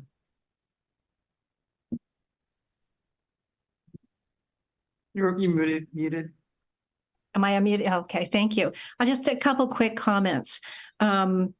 I don't know if someone already mentioned this, but the speaker that came to MCC that gave the wonderful, wonderful presentation on the effects of lighting on nature and human health would really be worth watching for anyone involved in the decision making. And that link is available as it's posted. The only other thing I wanted to say is, as a resident of El Granada, to be honest with you, when it came to lighting, we did it wrong every time, and it cost us money and expense and aggravation. We had street lights put in and they were too bright and people couldn't sleep. So then they put the lower wattage bulbs in, but people still couldn't sleep. So then they put the shields on, but the shields were the wrong ones. The wrong ones were ordered. So they had to take those off and reorder and put new ones on. And then we had the fire station. So we're an example of, please don't do it the way we did. You know, we really hope that the upfront planning will take into effect what needs to happen. What I am very pleased about is that you're talking about putting controls on these. So if you get feedback that something's too bright, maybe you can have a dimmer on it so that it can change it, or you can change it. But we all are going up the learning curve, educating ourselves about the problems that lighting, what it causes. And I have family members who really struggle just to fall asleep. So, and that affects their health. So I am very pleased that you've come and taken our input. Thank you. Awesome. Thanks, Jane. Next looks like Jeff Perry. Hi, everybody. My name's Jeff Perry, and great discussion tonight, especially about the light pollution. I think there definitely can be a win-win situation because of the modern technology. I'm really happy to hear about the controls for the dimming. I'm very happy to see that the outdoor lighting light sources are lower. And you could see on one of the details, it was in small print, that there was some shielding on at least one fixture. But it would be really good to know what are the bug ratings, and that's the backlighting, the uplighting, and the glare that each light fixture should have. So we know exactly where that shielding is going to lay. And when I talk about that, I'm talking about the light trespass that would go beyond the property of the fire station. So ideally, the light cutoff would go right down to the property line. So you guys can be safe, you can see what you're doing in your work area, but it's not going into people's into their eyes when they're driving by, causing glare disability. It's not keeping them up at night. And really the blue spectrum is the one that is the most health concerning for the community and for the environment. And there are modern LEDs that can virtually reduce the blue spectrum, but not exactly be an amber type of light. I know there's some concerns that, the ability to distinguish, say, an oil spill from a blood spill on a crime scene or something like that. But really, I understand you need to kind of clean up the engines and do everything there on the site. So, I want you guys to be safe as well. But I think that if the architect were to get back to us on the bug ratings for each of those light fixtures and really focus on the shielding and make sure every light fixture out there has correct shielding so it goes down to your property line and not beyond it. And that shielding doesn't cause additional problems by reflecting the light elsewhere. There can be baffling, like a black matted paint on the edge of the shielding, which will really muffle the reflection. I think, amber would be ideal. I like the fact that you guys can light it up if there's a situation where you need to clean up the fire engine at night or something like that outside. But for the most part, it's great that you guys can turn it down.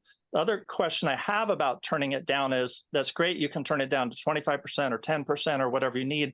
But what would be the actual dynamic with the neighbors and the fire department if that wasn't happening? What would be the feedback loop to the captain of the place? Could the captain just say, sorry, we're going to have it at 100% all the time now that it's here? Or would there be some sort of feedback mechanism to the neighbors where they could say, I'm really having a problem with these lights being so bright all the time? So thanks again for everybody. The firefighters really are our heroes, and we think safety is very important. Thank you. I think it would be the same as the El Granada. If you approach the fire station, the battalion chief, and let us know there was an issue or concern, we would do the same thing. We would turn it down. We would set a timer, have a shut off at certain times. We're going to plan on setting the same schedule as like El Granada, that they dim down and they go off at a certain time. And then the ability to just turn them on as needed for an emergency situation, which is pretty rare at that fire station, but it could occur. That would be about it. Thank you. Thanks for that question, Jeff. Okay, next I've got Melinda McNaughton. Hi, thank you. I just want to say, I just really appreciate all the ideas and the fire department's consideration and listening to the community about this. It seems like they're pretty open and they want to make sure that they don't upset the neighbors nearby and the community, and they want to do what's ecologically right as well. I just want to say that as we build buildings and as the coast expands, hopefully not too much, we have to be very careful about lighting and not letting our coastal scenic corridor get too brightly lit up, because there is some important bird migration that happens along our coast here. So I think it's something that we need to keep in mind with everything that we build. And I also wanted to say that since this is just a design plan right now, nothing's set in stone, I think it seems like something they could easily modify. It's just the lighting piece. It's not the structural piece as well. So, let's see. I wanted to say that the references that you can find for all this great research, there's tons of research on the safety and effects on humans and wildlife. It can be found at the Dark Sky Initiative. And also like they were pointing out, there was an excellent lecture by Dr. Longcore at the MCC, one of our MCC meetings, where I learned a lot about lighting issues. So that would be a great one for the fire department to reference and the architects. I just wanted to say that all the options, like the dimmers, the motion sensors, turning things on and off, those are also just great options. But I do think the amber light, from what I have read, is the most important. And if it's amber most of the time, and then you got to turn it up to blue, if there's a way to do that, or if you can turn it up higher with dimmers, that seems like a great option too. For safety, you can always turn it up. And as far as like the oil spill, differentiating between an oil spill or a blood spill, it can bring on a different light for that specific instance. It doesn't need to be bright all the time. And I guess that's all I had to say. Thank you so much for listening to the community. Thanks, Melinda. Next, we have Steve Terry. Yeah, hi, thank you. I had a few comments. Well, one is I read the letter that's also posted with the agenda. I don't know if we're going to be talking about that or if we're going to have time to comment on it, but I want to thank Anne and Claire and Dan in advance on that letter. I think it was very well written. Also, Kimberly, your comments I thought were very to the point and really bringing up the issue of best practices with lighting. And I think an effort needs to be made all the way around it. And it sounds like the fire folks are willing to try to go after best practices. So it's very hopeful, I believe. And there's going to be a discussion later from the CSD superintendent, and I hope he also is taking a lot of this into account with the lighting that we'll see on that property. But to the architect, the PBK folks, there is that one lighting drawing on there. I think it might have been duplicated, but it doesn't show light shining off the property. It shows what the illumination will be on the property, but I think we would be concerned about the illumination off the property as well. So if we could see that, it would help us guide it a little better.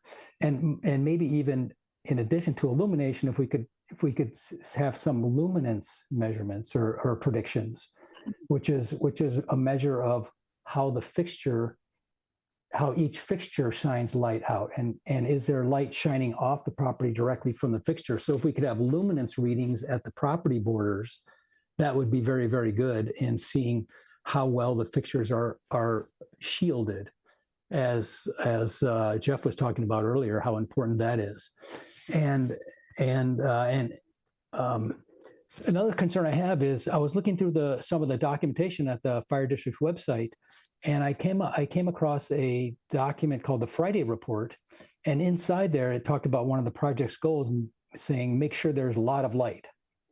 So that's a little bit concerning to me. I don't know what that means, but hopefully that just means things are well illuminated and not that there's going to be excess light. Because I do see in the document that was presented here that there's effort to minimize the light going off the property. The fire chief earlier said that they're not trying to go past our needs and concerns. I really appreciate that comment. That's really, really good. However, I'm concerned that Fire Station 41 has lighting that today stands in violation of the project's own conditions of approval. And that's never been mitigated, never been corrected. So there's an example of where the fire district did go past our needs and concerns very, very clearly and almost deliberately. Now, I'm hoping you can ensure that the fixtures are selected will not shine any direct light off the property. Hopefully, I would like to hear you make a commitment that there will be no direct light shining off the property. Those are my comments. Thank you very much. So, thank you, Steve. Do you want to respond to that? Yeah, just a quick reply on that. On our Friday reports, we do keep track of things that are talked about in our regular meetings. The only time we've talked about making sure there's lots of light is when it comes to daylighting. And so that was, having to do with how many windows and the natural light that we're bringing into the building. But I can see how there could be some confusion when it's written in shorthand like that. So very good. Lots of natural light. I get it. They're very, very good. Thank you. Awesome. Okay, then we have it just says Deborah. So Deborah, we'd like to ask. Hi, everyone. Deborah Lardy, Montara. I wanted to echo a couple of things. One is that regarding the lighting, the zoning regulations for the county state over and over again in a variety of circumstances that lights need to be contained to the property. So I think if that basic principle is adhered to, then whatever needs to be done to make that happen is what needs to be done without getting into a lot of analysis. I just think that that's a basic concept that needs to be. I can't see any reason why the surrounding properties at all should be lit up. And that the lights should be visible from a distance. So there's no reason to be lighting up anywhere else other than the fire. The concept of dimmable doesn't necessarily mean that they actually will be dimmed. The documented operating procedure that can be referred to and so that there doesn't have to be a lot of conversations and calls and asking for the light figured out ahead of time so that and really with the process with El Granada, which you just mentioned, where they actually had a lot of great specifications that just simply were not complied with. How do we know that there's going to be enforcement on the part of or oversight that that's going to result in good lighting at this particular one, considering what happened with El Granada? And that was I also wanted to make a comment on the generator. I have one of my neighbors put in a whole house generator that is 20 feet from my bedroom. And there seems to be a big movement now for these generators, which I assume would only operate in a. Well, these generators go on the minute the power goes out. It doesn't matter if it's 2:30 in the morning or 4 o'clock in the morning. It doesn't matter if anyone's even up and using the power. They roar away and keep going, waking us up and other people in the neighborhood. And there's no sound enforcement. The county is basically permitting these generators with no oversight or regulation. And as they're beginning to proliferate, I think it's a real threat to the health of the community and the peace and quiet in the neighborhoods. And I think that there needs to be some regulation around these generators. It's not a trivial thing. These generators are awful when you've got one right outside your property and that's running when someone's out of town. It's kind of absurd. So those are my comments. Thank you very much. Okay, thank you, Deborah. Sid, you're up. Thank you. I had just a few questions, and I wanted to say thank you to the architect again, because I know I went to the original open house at the Station 44 in August, and it was very well received. But one of the questions that came up was the bright red color, and I didn't hear any changes to the color. Also, I think the other side is like a really bright white. And we were at that meeting kind of suggesting to tone it down to more earthy tones, but I don't know, it didn't. Anne's slideshow was excellent, but it didn't show anything but the original thing. And then do have a question. If people, neighbors complain about the lighting, can the intensity be turned down on demand from in the station if someone calls up and complains? That was one question I had. And then my statement or preference, I just wanted to say that I would prefer amber lights, A, because they're less intense, and B, because they're actually better in fog. And we, as you know, get a lot of fog here on the coast. So if you can address any of those, that'd be great. Thank you.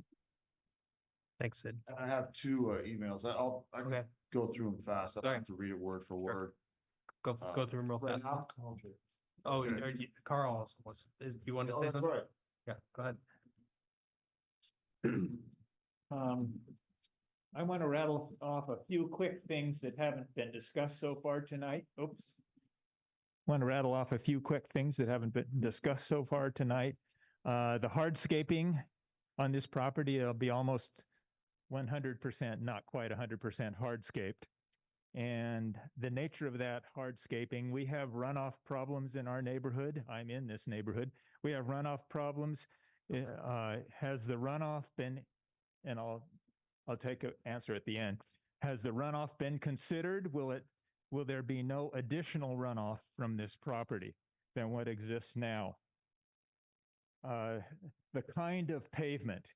Let's get into the 21st century. We don't have to use just standard asphalt anymore. We don't have to use standard concrete anymore. I don't know if people have been keeping up on the energy costs of these things, but about 2% of our national energy use is in the preparation of asphalt. 3% of our national energy use is done to just create cement, and estimates now are up to 7% of our national energy use is the creation of cement plus the creation and laying down of concrete. And concrete is the second most used substance by human beings on this earth after water. So this is something to keep in mind in everything we do. And there are permeable asphalts, there are permeable concretes, and they might help with some of the hardscaping of this area. All public buildings nowadays should have solar. This should be incorporated into every single public building. If you're serious about alternative energy at all, you should consider solar. I see no accommodation whatsoever on this. And I know I haven't seen every detail for solar panels. Got plenty of roof area on this building. And it seems to me you could have at least enough solar sufficient for energy operation, not for the full station operation, but solar with battery backup. I know the generators are supposed to be going, but all of that kind of thing can fail. And in our neighborhood, we've got trees and things that are going to be taking out power lines on into the future because people don't seem to want to take down trees that are about to fall on power lines in our neighborhood. So this is going to be going on for quite some time. Finally, is there a height disparity in the numbers you've given? Yes. Because there's 32 feet is mentioned as maximum height, and then somewhere else, the 26 foot or something like that is mentioned. That's quite a difference if you're above and you have a view towards the ocean or something like that. So, you know, that's 6 feet difference on the building. So maybe that could be addressed. Thanks, Carl. Okay. And then do you want to read comments? Okay. So we got an email, all members of the MCC got an email from Kimberly Hines from Elgin, I believe. She's stating that, municipal projects and residential neighborhoods can coexist in compatible ways. Good planning, intentional design, stakeholders gathered, final design can actually come out good. All municipal projects should blend harmoniously with the neighborhood in which it resides. Lighting is becoming a problem in all of unincorporated San Mateo County. As a neighbor in proximity to the firehouse of Gale Granada, lighting design is particularly problematic. I still get a point of light from the street lights at the intersection of Highway 1 Coronado and my second story built bedroom window at night, as well as floodlights on the building across the street from my home. She talks about 5 principles of responsible lighting found at the Dark Sky International website are a good starting point. And,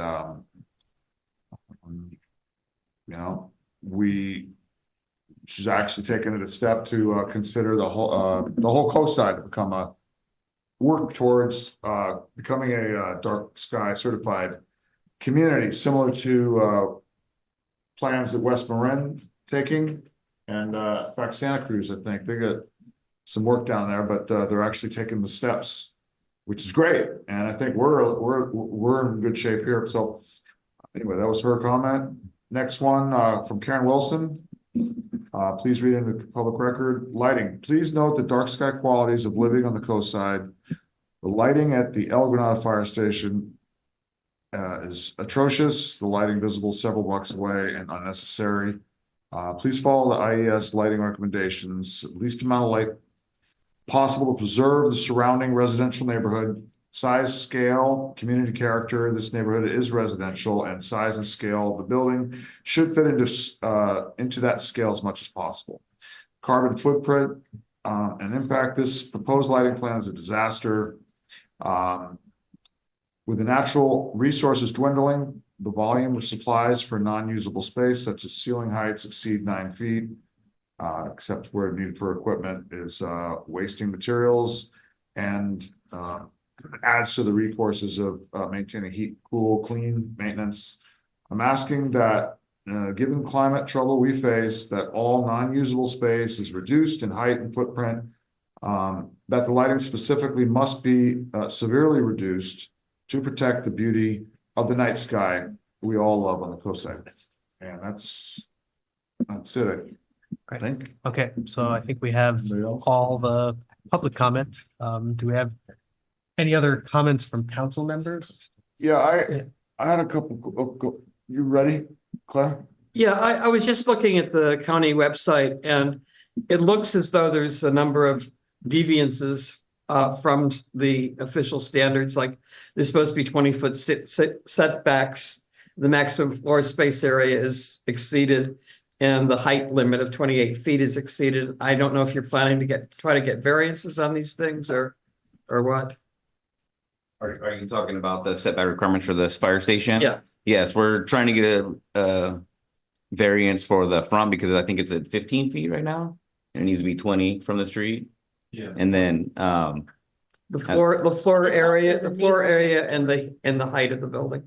the height of the building, compliance. I know when we had spoke to the property owner behind and we showed him the 3D view of what his view is not obstructed at all. From the height that we determined with the fire station. So I know he didn't have a problem with it and he was the only one affected. But the county has a problem with it. I don't know if they do or not. Yeah, they do. I haven't seen their plan yet or what, they haven't came back to us with anything. So The standard is 28 feet. okay. And I think we were at 26 feet or what are we at? 32. Yeah, I think it's supposed to be 30. 32. For the most part. You have to look at the So I'm sure you will be attending to this. I think it was a little more than 32.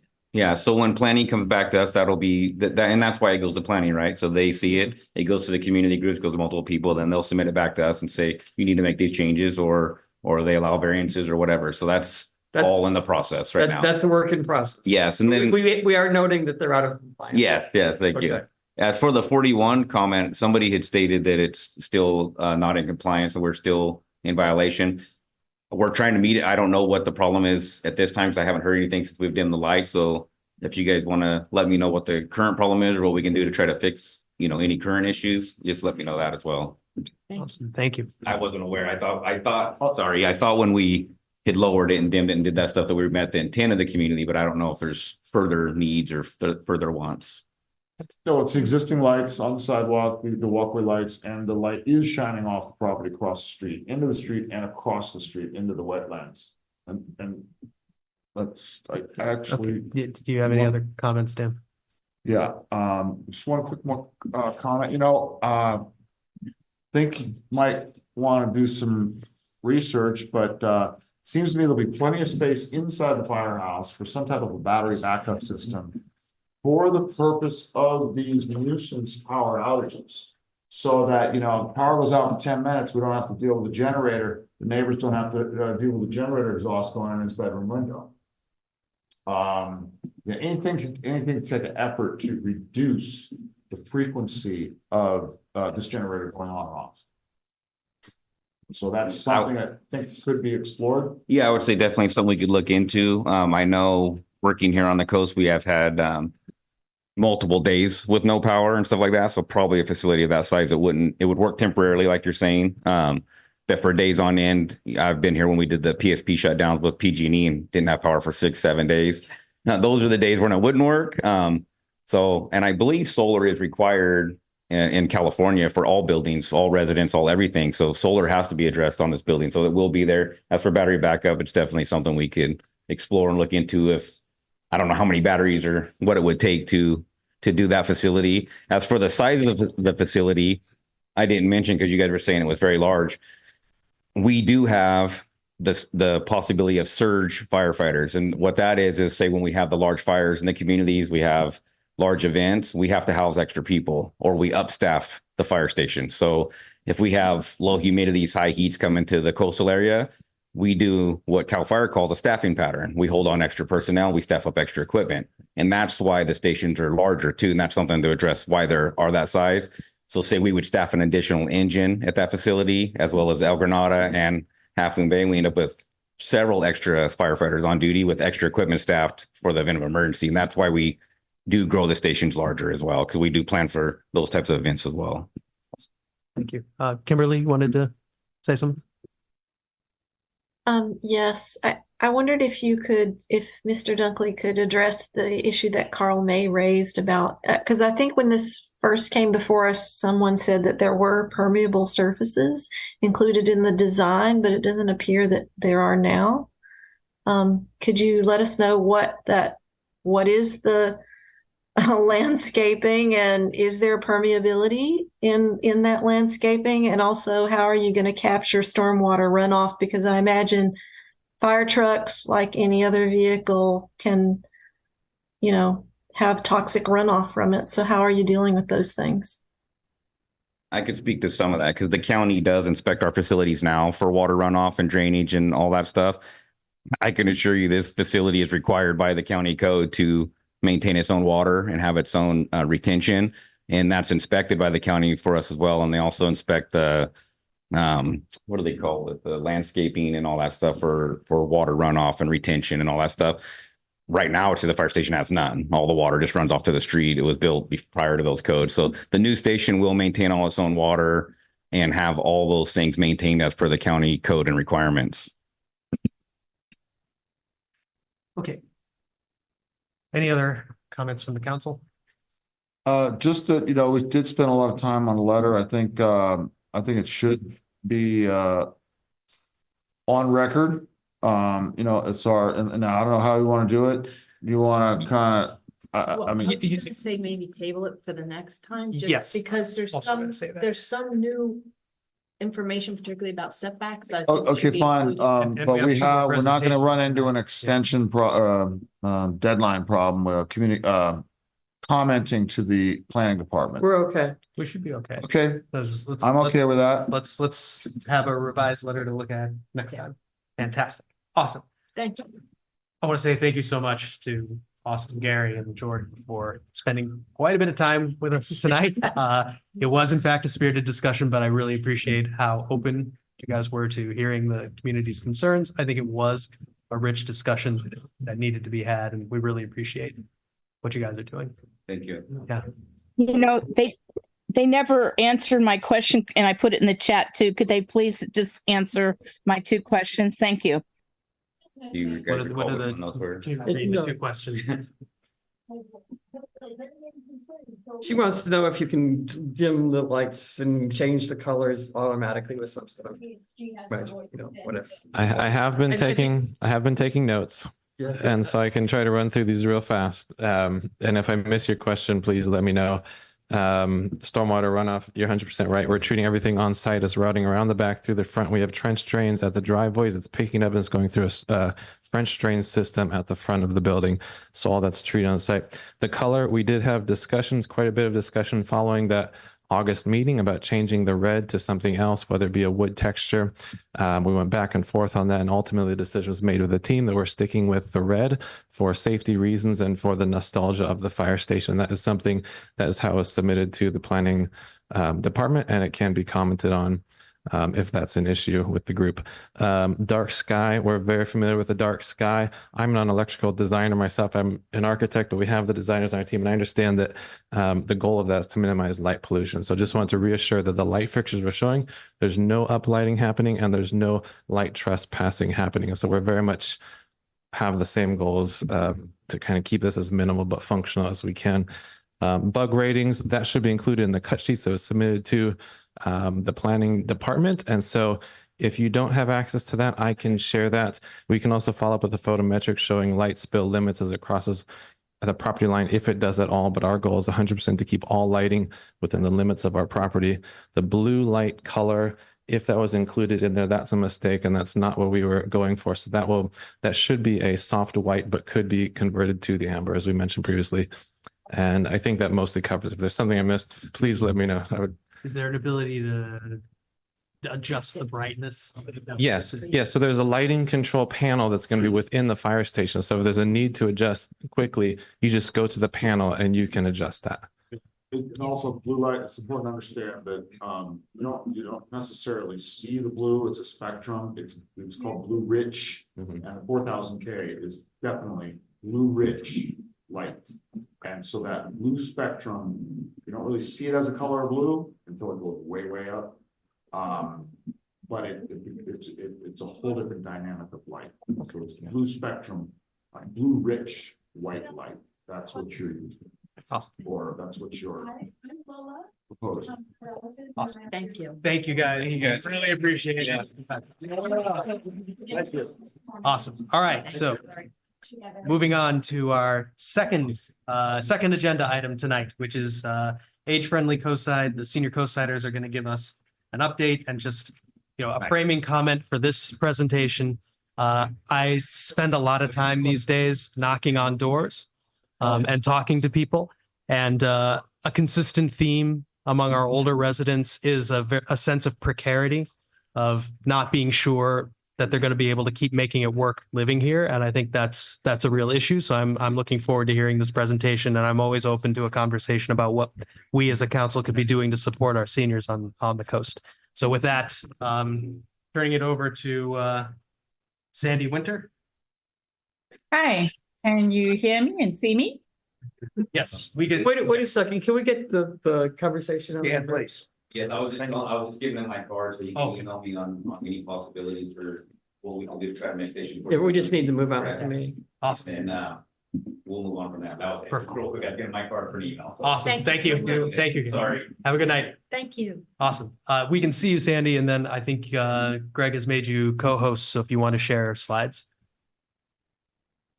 Okay. I'm trying to do that. I'm not sure if I am the co-host yet. I asked you to be co-host a while back. It's showing it on here. It shows as you co-host on the list of participants.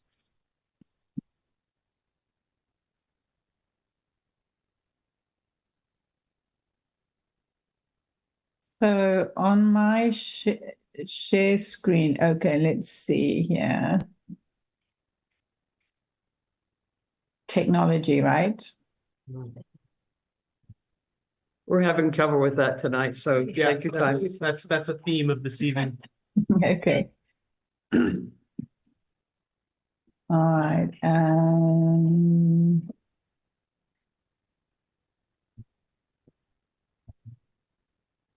If you can't make it work, we can always have Greg share. Here we go. Here we go. Here we go. You see that?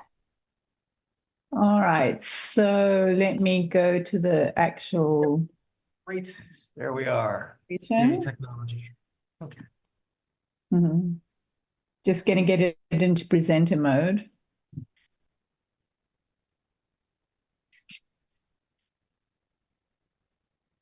This is just giving everybody a chance to catch their breath after the very interesting conversations that we just had.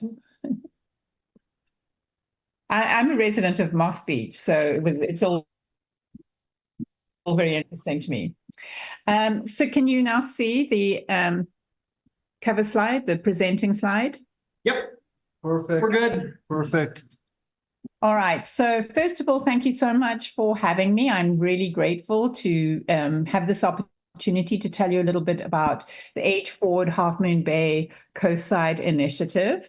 My name is Sandy Winter, and I'm the Executive Director of Senior Coastsiders. So I have a vested interest in making sure that our whole coastside is as age-friendly as possible. Did the slide advance? You did. Very good. So I'll just give you a little background. I have spoken to this group right at the beginning of the Age Friendly Initiative, and it's been, I would say, a couple of years now. And so this is an opportunity to update you. And I will just remind you that Age Friendly is a global initiative. It was started by the World Health Organization, I think in the year 2012, something like that. It is now run by AARP in the US. And the whole idea behind Age Friendly is to create communities that are livable for people of all ages. So it does focus on older adults, but the idea is that a community that's safe for older adults is probably safe for people of all sorts of across the age gap. So you can imagine a crosswalk that is safe for an older adult might also be safe for somebody with a disability or a mom with a stroller, that kind of thing. So the idea behind Age Friendly is that we can create communities that are safe and secure, offer choices to people for where they live and how they get around. So these are obviously issues that are very important here on the coast, and that it's equitable for everybody living in the community, and that they encourage individuals to have independence, to remain in their homes as long as possible, with communities that look after them and protect them and provide all sorts of opportunities that are age appropriate. So I don't think anybody can argue with those lofty goals.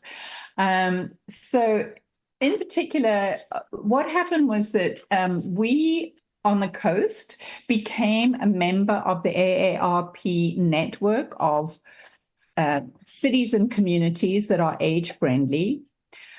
So we're made up of different representatives from the City of Half Moon Bay, nonprofit organizations, and members of the public. And I'm representing the group today, but I've listed some of the other people who are representatives of our oversight committee. And you can see it's people from the city, Supervisor Mueller's office. We have people from the village, from Puente, from the City of Half Moon Bay, and all sorts of community advocates as well. Sandy, could I interrupt? I'm really sorry, but I want to get the MCC to get credit on this page. I'm not just a community advocate. I'm representing the MCC, and so Okay. so we're on the table too. I just want to make sure you know that. Very good. And I wasn't sure, I didn't want to overstep by saying that, but for sure, Claire is, and I can get into it in a little bit when I talk about our accomplishments, but Claire is, has been very active on our Healthcare Access Advisory Committee, and we've made some substantial progress in that regard that I'll tell you about in a moment. So thank you very much for making that clear. So our mission is to collaborate with local and regional governments, community-based organizations, businesses, and residents to make the coastside age-friendly and welcoming for people of all ages. You'll see our footprint. The name of our group is the Age-Friendly Half Moon Bay Coastside, and that's very deliberate because even though our application to the AARP for membership to the network of global communities and states was made by the city of Half Moon Bay, it was very consciously done in a way that includes the whole of the coast side. So that's why we have representatives from MCC, from South Coast and Puente. So just to make sure that it's clear that we are seeking and going out of our way to try and make sure that this is a coast-wide initiative. So this slide tells a little bit about some of the activities that we've done. So right at the beginning, a series of focus groups was done to gather information about unmet needs for seniors on the coast. And we went out of our way again to make sure that this was as inclusive as possible. So it included people across the whole geography, across different levels of the social income spectrum. We included Latino populations, Chinese populations. We had a special focus group of the homeless individuals. The focus groups were done on Zoom and in person to try and accommodate people's different technological capabilities. And so we gathered a whole lot of information about the unmet needs of coastside seniors. Then we used that information to come up with some objectives and an initial slate of action steps that were part of our application to AARP for membership to the Age-Friendly Network of States and Communities. So that process took from about August to March 2022. And in March 2022, we were admitted into this network, the AARP network. So we spent the last couple of years, the last year or so, on four different activities in particular. So I'm going to go on to that in this next slide. So one of the things that we did is we realized that in order to be sustaining in the long term, we had to develop some kind of infrastructure and an oversight group to make sure that we had regular meetings, that we had systems and processes for membership. And so that was one of the first things that we did. And we're fortunate that one of our members is a lawyer, and so she was able to help us with a lot of that documentation.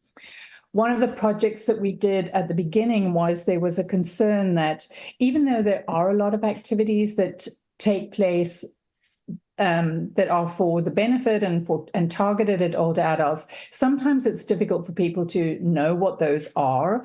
And so one of our projects was to try and enhance the communication about age-friendly activities. And we did things like we relaunched the senior page in the Half Moon Bay Review, which of course now is going to be an online paper only from February. So that's sad for people in our community who like to have a hard copy of the newspaper. And we've done things like made sure that age-friendly Half Moon Bay City is having ongoing conversations with city and county leadership. And we've also worked with different nonprofits to cross-post activities. So Oddfellows, Senior Coastsiders, The Villagers, Coast Pride. We cross-post initiatives in each other's newsletters to try and increase the communication about things that are happening in the older adult space. Another thing that we did is convened a group of key stakeholders to advocate for improved healthcare for coastsiders. And this is the group that Claire is a part of and a very active member of that group. And I can tell you that that group has gathered together representatives from Sutter, Kaiser, Stanford, San Mateo County Health Department, and they are exploring conversations with Seton. I believe Dignity is also at the table. And these groups are very committed to working together to try and improve healthcare access on the coast. And so one of the ideas that is currently on the table is to perhaps have a collaborative model where these groups get together and provide lab services.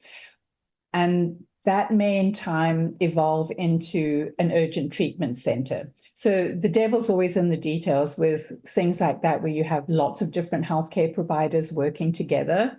But the city of Half Moon Bay has submitted a Measure K application to try and get that project up and running. So I think in the past there's been lots of conversations about this, but this particular project feels like it really has legs under it, and that there's a lot of support from the county, from Supervisor Mueller's office. And so hopefully we'll be able to do something about improving healthcare access on the coast.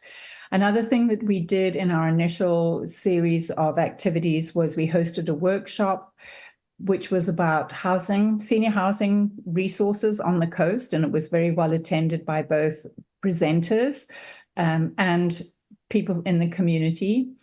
And we also convened the age-friendly cities in San Mateo County. So I think there's about 15 or 16 cities now that are age-friendly in San Mateo County. And we invited them to come to a workshop that was held at Senior Co-Siders that talked about the shared challenges and opportunities in being age-friendly. Claire, I don't know if you have anything else you want to add to that? Not right now. Okay. I think you particularly wanted to get some feedback on what the needs of the Midcoast were. Exactly. So let me just quickly go through the rest of the last slide. So this is exactly why I'm here, is that we want to partner. So we've done our initial 2 years of projects, which are the things that I just described. But now we're in our second phase, which is to develop an action plan for the next 3 years, where we will work on different age-friendly issues. And what we would like to do is find out from the different elected leaders along the coast. So we have a meeting with PMAC next week. We're meeting with MCC. We hope to meet with the El Granada Community Services District and the City of Half Moon Bay, to find out what work you are already doing or anticipating to do in this age-friendly space over the next 3 years. And then how can the age-friendly Half Moon Bay Coastside Initiative help and support the work that you plan to do? So we can do things like help you convene focus groups or identify seniors to provide input. We could act as community advisory board. We could help with community outreach to older adults about various projects that you're doing. And so what I'm hoping to learn about is, first of all, to raise awareness that since I last spoke to you, we've really made tremendous strides. We're looking forward into this next phase, and how can we work with you to advance the issues of age friendliness in the Midcoast? So I'm asking how we can help you. It's open for discussion now. Should I stop sharing my screen? Yeah, that would be great. We could see each other. Yeah, are there people in the community that would like to share some ideas about what the needs are on the Midcoast for older people? Is there anybody in the Carl? Just reflecting on the presentation, there was a mention of Kaiser Sutter and so forth on the healthcare front. I suggest that you add the VA to that. We have. Okay, because within the last couple of years, the VA has started up a community care program where people who use the VA for their healthcare can go to local people in the community. So coordinating with that or making that a part of the thing would be very useful. The other thing is, I never hear a mention of Seton, the emergency room and stuff at Seton in Moss Beach in all of this. They're part of this planning group. Pardon me? They have just joined this healthcare advancement planning group, and I'm not sure what's going to come of their participation, but they are interested in improving things. Yeah, we need some real improvement there. People with heart, the first thing they'll tell you if you go into their emergency room there is, we don't handle heart issues, things like that. Of course, that's one of the things you want to have handled most immediately, and so forth. So yeah, an improvement of the Seton emergency situation would be great. Was there anybody else in the room that wanted to talk? We have a couple people on. Jane, Hi. Go ahead. I'll just leave my camera off. I don't know if some of these ideas are too granular or not, but you know, a lot of us have children who can't afford to live here, so we don't have the kind of help in the home that we need, especially when it comes to, like, deferred maintenance. And I saw that you had resources for the home, but you know, when you're going on Nextdoor trying to find someone to trust to come into your home, it's a little scary sometimes, especially if you live by yourself. And so some kind of resources in who you can hire to come into your home and help you fix things would be great. I know for myself, I'm having water problems. Carrying water up three flights of stairs is tough. A lot of us are on wells that have been here a long time.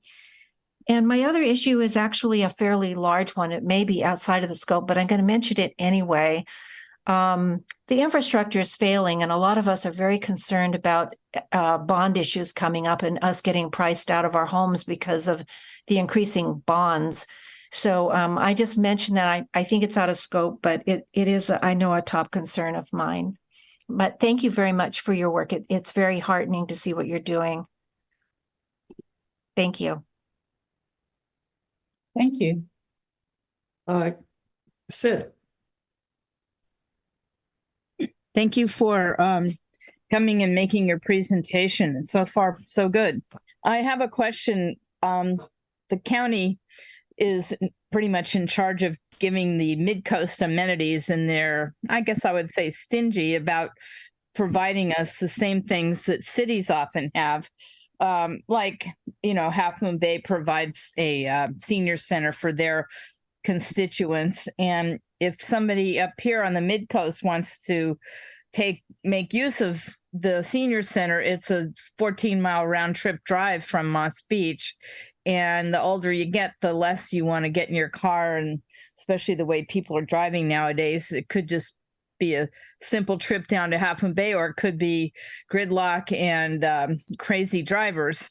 So have you considered putting in a satellite location here in the Midcoast? I know some communities serve lunch for seniors or have activity center where seniors can go.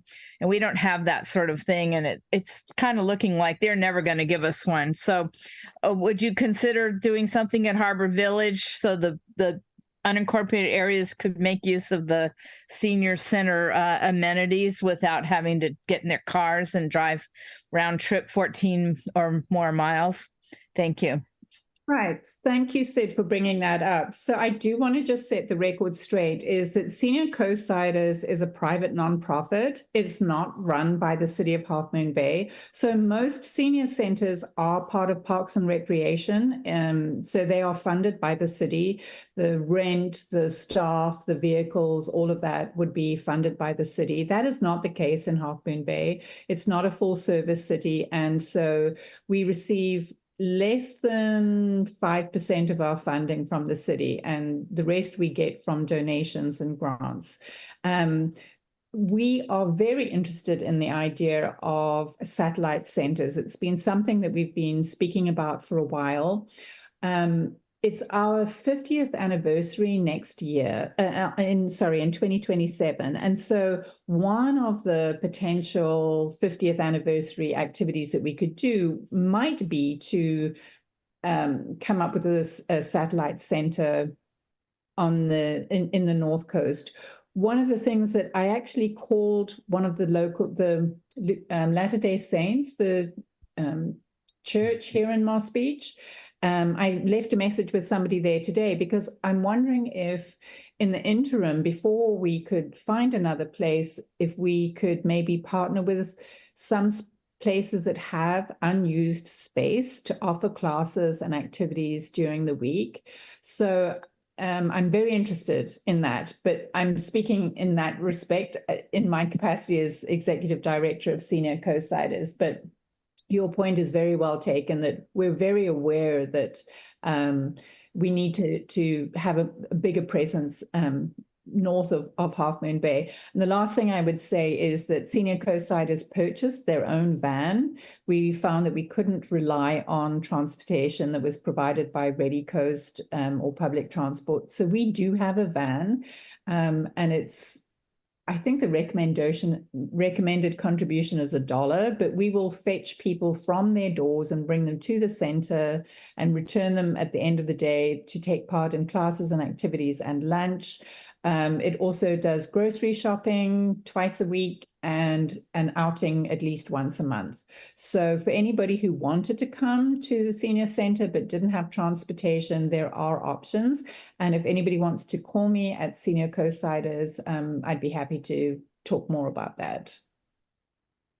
Well, just wanted to say thank you for that. And Ray Mueller does have an office here. I don't know how used it is, but you might approach him because it's at Harbor Village. Mm-hmm. And, you know, if you wanted to try like a once a week lunch or something for people here on the Midcoast, it'd be more inclusive than making us go down there in a van or on our own. That's all I wanted to say. Thanks. Thank you. Burnett.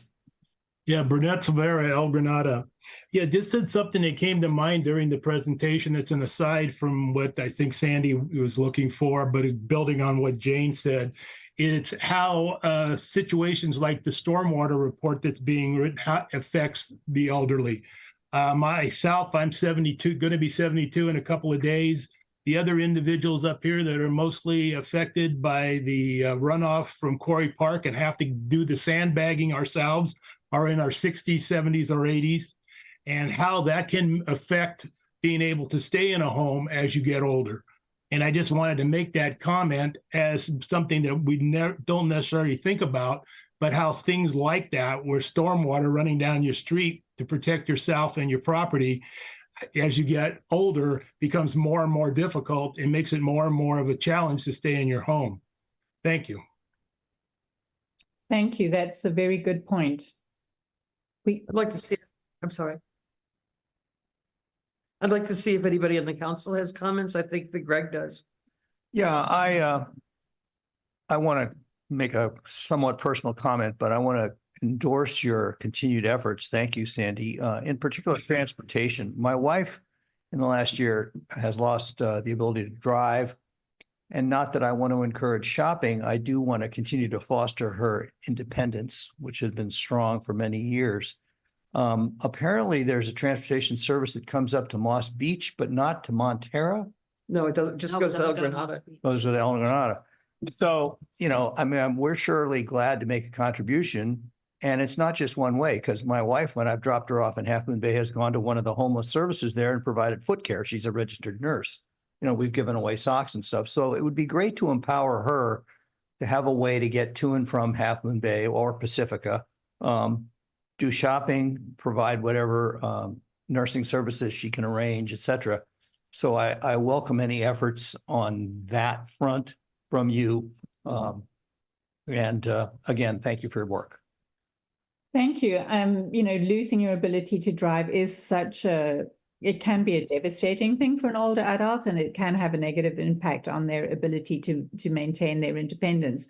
We just purchased our van in June last year. So we've been finding our way in terms of scheduling the rides. And so up until now, our services have been to pick people up from their homes, bring them to the center, do the grocery shopping twice a week, which leaves from the center. And then, as I mentioned, going on outings. We are probably on the 1st of February going to institute as a pilot study 1 hour a day, which I think will be between 10 and 11, where we can offer some kind of on-demand transportation. So not just for people wanting to come to and from the center, but say your wife wants to be picked up and taken somewhere where she could do volunteer work as a registered nurse. So we're going to try that in February. It'll have a requirement that there be 24 hours notice, that you call the day before and say, hey, I'd like to be picked up here and go there.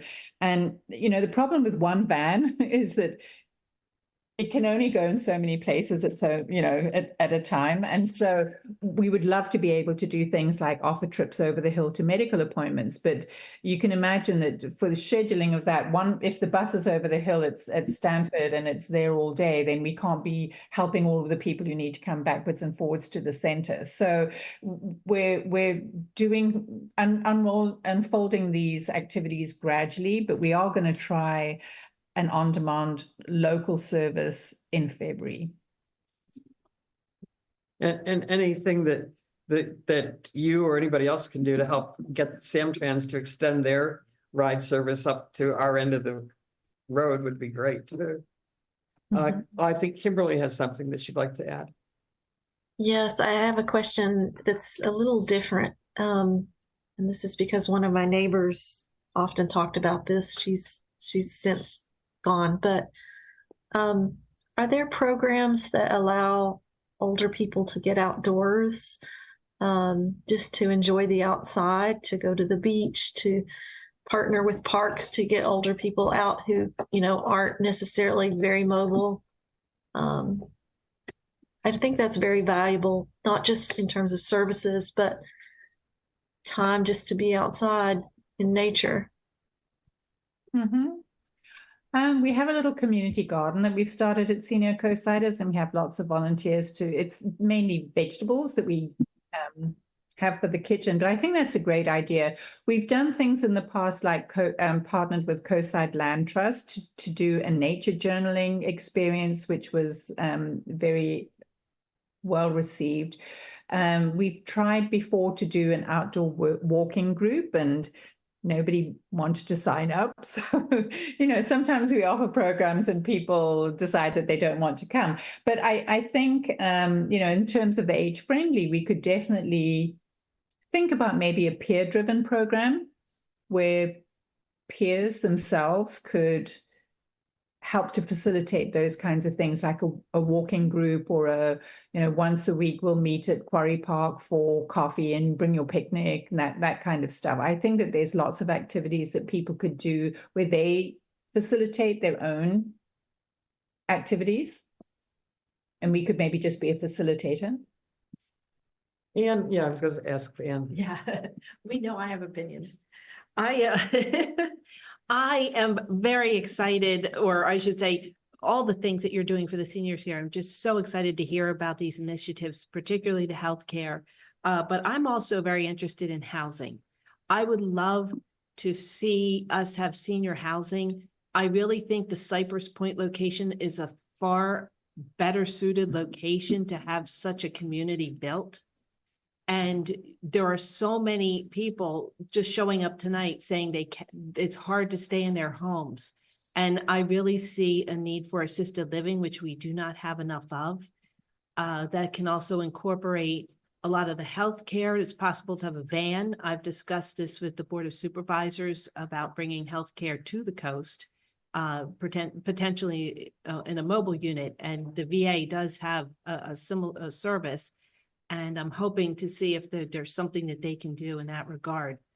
But I would love to see if there's anything we can do to partner to try to bring that to fruition on the coast, because I think it's greatly needed. And if people can move out of their homes and into this supportive community, that also opens up housing for people who desperately need it, who might want a larger home. And a lot of people are, ready to downsize. So that kind of thing is the exact kind of activity that I think Age Friendly could help to be advocates for. Where everything that you said we agree with, and so to the extent that we can always be a representative at the table when these conversations are happening to continue to advocate for senior housing, I think that that's something that we could definitely do. One of the activities that we do plan to continue in our next 3-year action plan is around housing, workshops, providing resources and information. So that is a very good example. I mean, yes, we need more assisted living. We also need memory care facilities. There's none of those on the coast. With regards to the mobile van that provides healthcare. I think that's a great idea. And I believe that has been discussed with the healthcare advocacy group. And that group can't do everything all at the same time. And so a decision was made to focus on lab services, but I know that they've discussed having a mobile van. And so those are conversations so healthcare access is also something that we're going to continue forward with in our 3-year plan. So housing and healthcare access. So, and then I've written my notes down as you were talking. The other thing that is a potential option around housing is home sharing. So there is an organization called HIP Housing, which screens both people, older adults who have homes who might be prepared to rent out a room, and people who are looking for rooms to meet that need, that somebody who needs housing but can't afford their own home can maybe take a room in somebody's house. Somebody who's looking for a little bit of extra income can rent their room to somebody, and it's through a sort of mediated arrangement where both sides go through an extensive interview questionnaire. So beyond just, are you willing to have people who have animals, and what do you feel about smokers? But things like, are you a morning person? Are you an afternoon person? Do you play a musical instrument? That kind of stuff. So home sharing is also another option that I think people could look at, in addition to things like ADUs. So those are some great ideas. Thank you. Anybody else? Yes, I just have one point, and I would piggyback on what Ann was saying. Probably my greatest I just wanted to piggyback on something Ann was saying. Probably one of my greatest concerns as a person who's getting older is heart attacks and strokes.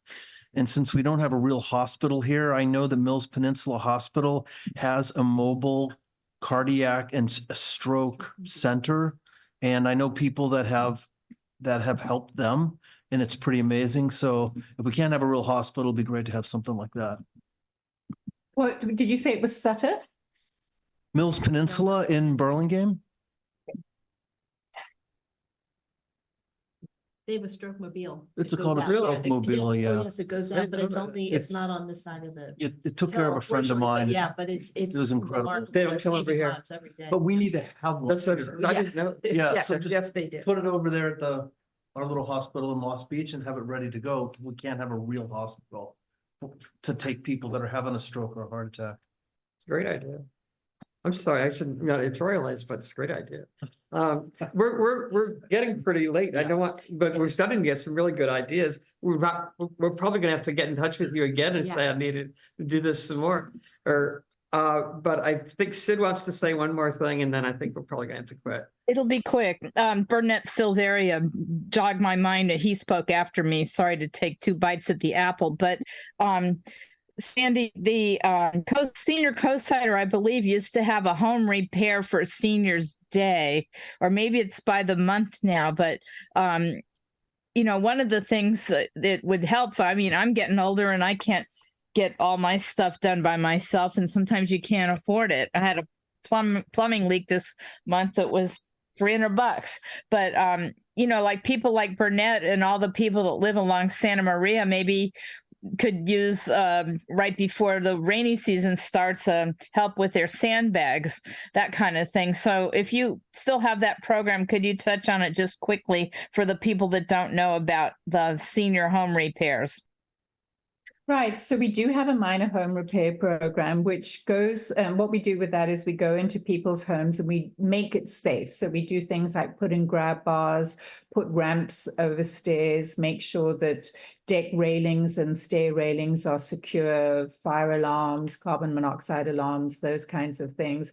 Also gardening to make sure that paths are smooth and the senior can get from their car or from their gate into their front door. So that program still runs.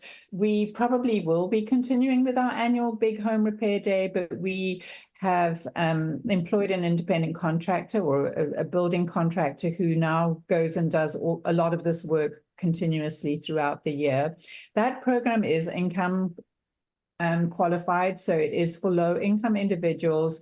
But I think the definition of low income is something like you must earn less than 104,000. It's not 36,000 or something like that. So a lot of people could qualify, but perhaps don't think about it like that. So that's definitely an option. And I'm going to give some thought to the sandbag issue. So one of the things I think is important is to leverage partnerships. So, you know, I can imagine something like partnering with the boys and with the Boy Scouts who need to do a community project and having them heft sandbags to prevent water drainage and things like that.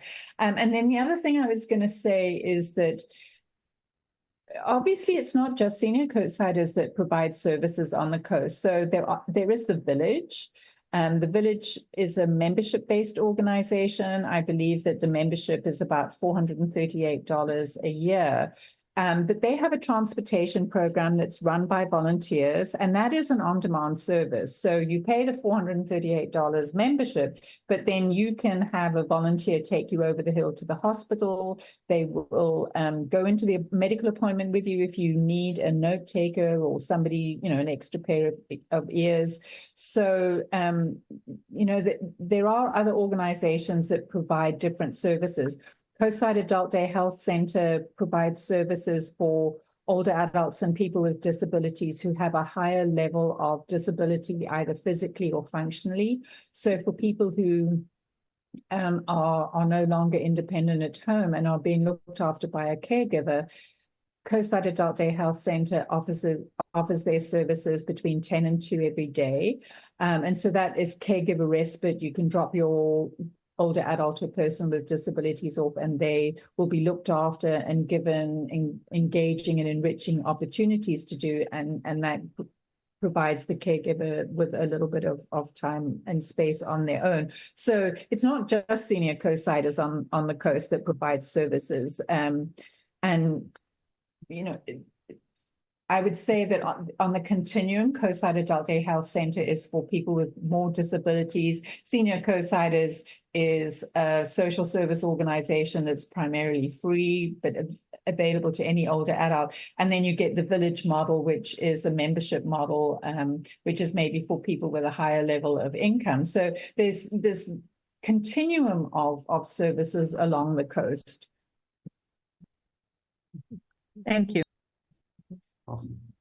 So can I just close off by saying I thank you for these great ideas. And if you have any ideas in the future about how, you know, projects that you're working on that you think it would be good to have an advocate or a community advisory board or people to add a certain perspective, the age-friendly Half Moon Bay Coastside, that's exactly the kind of thing that we want to weave into our action plan for the next 3 years. So I'd be very interested in talking with you. You could also contact Claire because, as you've heard, she's a very involved member of this group as well. She's also on the oversight group. So please reach out to us with however we can partner in the future.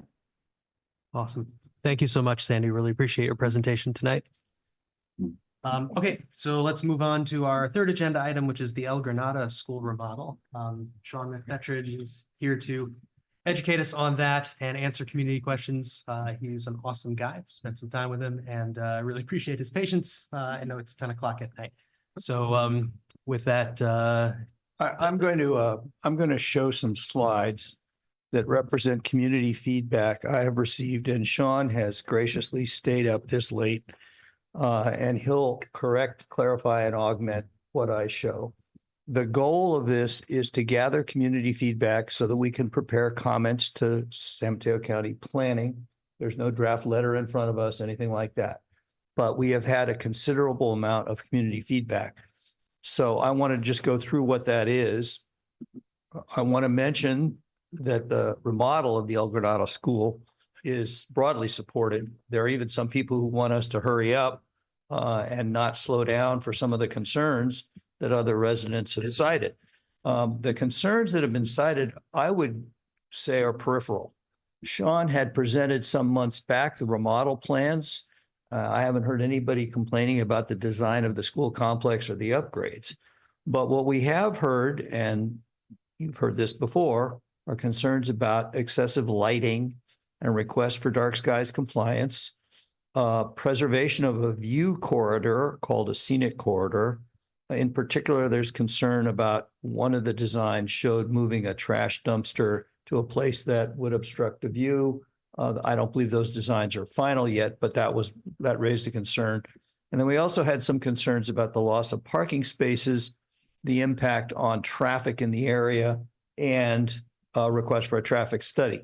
Again, I want to note that there are some neighbors who say traffic's not a long, big deal. It's just a temporary thing, but there are other people complain about it. The dark sky lighting principles that are being asked to be adhered to are that we only light things that are needed. We only have the light fall where it's needed. We keep the light not as dim as possible to still perform the function, that we only light when we need, and that we use warmer colors. These are the same things that came up in the fire station. The scenic corridor was raised by several people. There's a San Mateo County website which talks about scenic corridors, and I've made a couple of blow-ups here. So you can see, for example, a little closer to El Granada, and then blown it up even further, you can see El Granada Elementary is in what's called the scenic corridor. We received a bunch of slides from community members. I'm going to skip over this because it repeats some of what I've just said, but it provides some photos of the parking lot being a view corridor. Here's one from a neighbor's window. I believe at one time the trash compactor was considered to be by that tree. Here's another view showing if you were at that proposed trash compactor location, the windows of neighbors who would be affected by that view. Another view, it was requested that if we're going to put any kind of trash anywhere, that we render the visibility and the effect on the view blockage from this angle. You can see it's a pretty good view right now. And there are some more views about the view corridor driving out of the neighborhood and into the neighborhood. Some of the questions that were raised were why El Granada School was considering moving dumpsters when Farallone School in Montero is apparently not. Why they're installing parking lot lighting when it doesn't appear they are in Farallone. Why they're making parking lot changes in El Granada and not in Montero Farallone remodel. Why not just save the money and leave the El Granada parking lot as it is? And then a question about what are the Division of State Architects requirements that bear on these plans. I should note, as we learned, the Division of State Architects has a number of school-related requirements and in fact is the governing body when it comes to making these plans. So the open questions that we face are, will the county consider and enforce dark skies requirements? I'm not an expert, but I don't believe there is a dark skies ordinance yet. Okay. Does the scenic corridor apply to the El Granada remodel? Well, one person has said it does not, but nonetheless, the residents clearly want that corridor, that view preserved. And then finally, what is the process of contributing testimony and appeals relating to the remodel plans and the permits? We know we have to reply to San Mateo County Planning.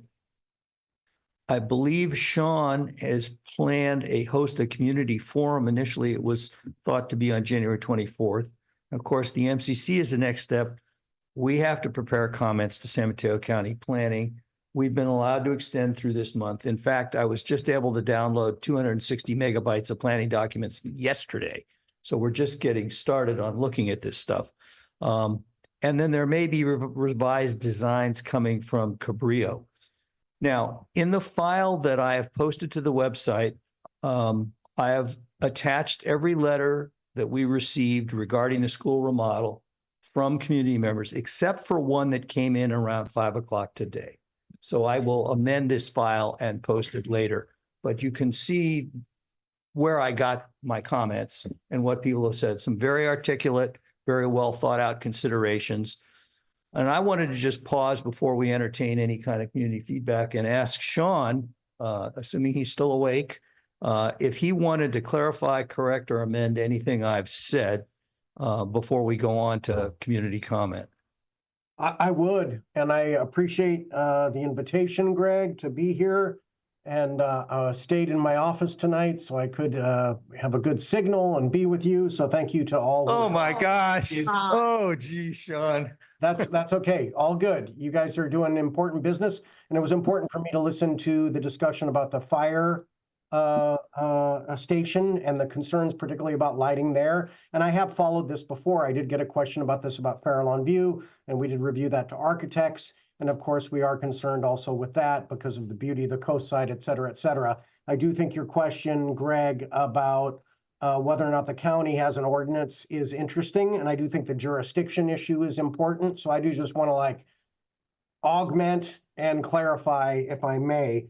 I know we had talked about a presentation, a neighborhood meeting to provide more feedback on this on January 24th, 2 weeks from tonight. And Greg, you had told me, oh, well, that's a Midcoast Council meeting. And then the principal told me, oh, we have an English language advisory council meeting on that night. So we have today, I asked staff to send out new invitations to the neighborhood residents that were helped, that the county helped us identify. And that will be on January 25th.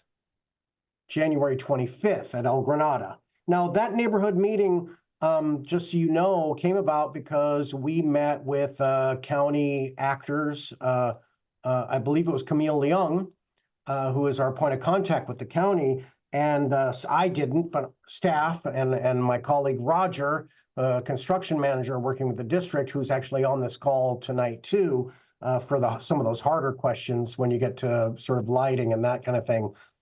She had asked us and did a walkthrough of the site. I appreciate you showing some of the, first renderings of what the design committee from the school, and I see Brianna LaFontaine, former PTO president from El Granada, and Molly Stone, current PTO president from El Granada, are both on the call. I know Doug Machado is here, or was here also, I think. So I appreciate those families and leaders, parent leaders, family leaders being here. If you wanted me to share the screen, I will actually give you an update in slide form to start this conversation. I don't know if you can help me share the screen or not. Yeah, I can. If you just give me a second to find you here. No worries. You're not so- alphabetically showing for some reason. Oh, that's interesting. Well, There you are. right on. And it will say in the participants when I'm Okay, co-hosting. now we're making you co-host and you can have at it. Okay, let me share my screen. Hold on. And let me do it this way. Can you see that? We can. Yep. All right. So, let me just start this right here. Well, I'll just go through this. Look, this is the campus site plan of phase one, and I talked about this with you all previously. You'll see that phase one is the new classroom building. I don't know if you can see my arrow. It's that V shape. This is this first phase was approved some time ago, and that new classroom building will be replacing a lot of portables that are sort of rusting right there and past their usable life.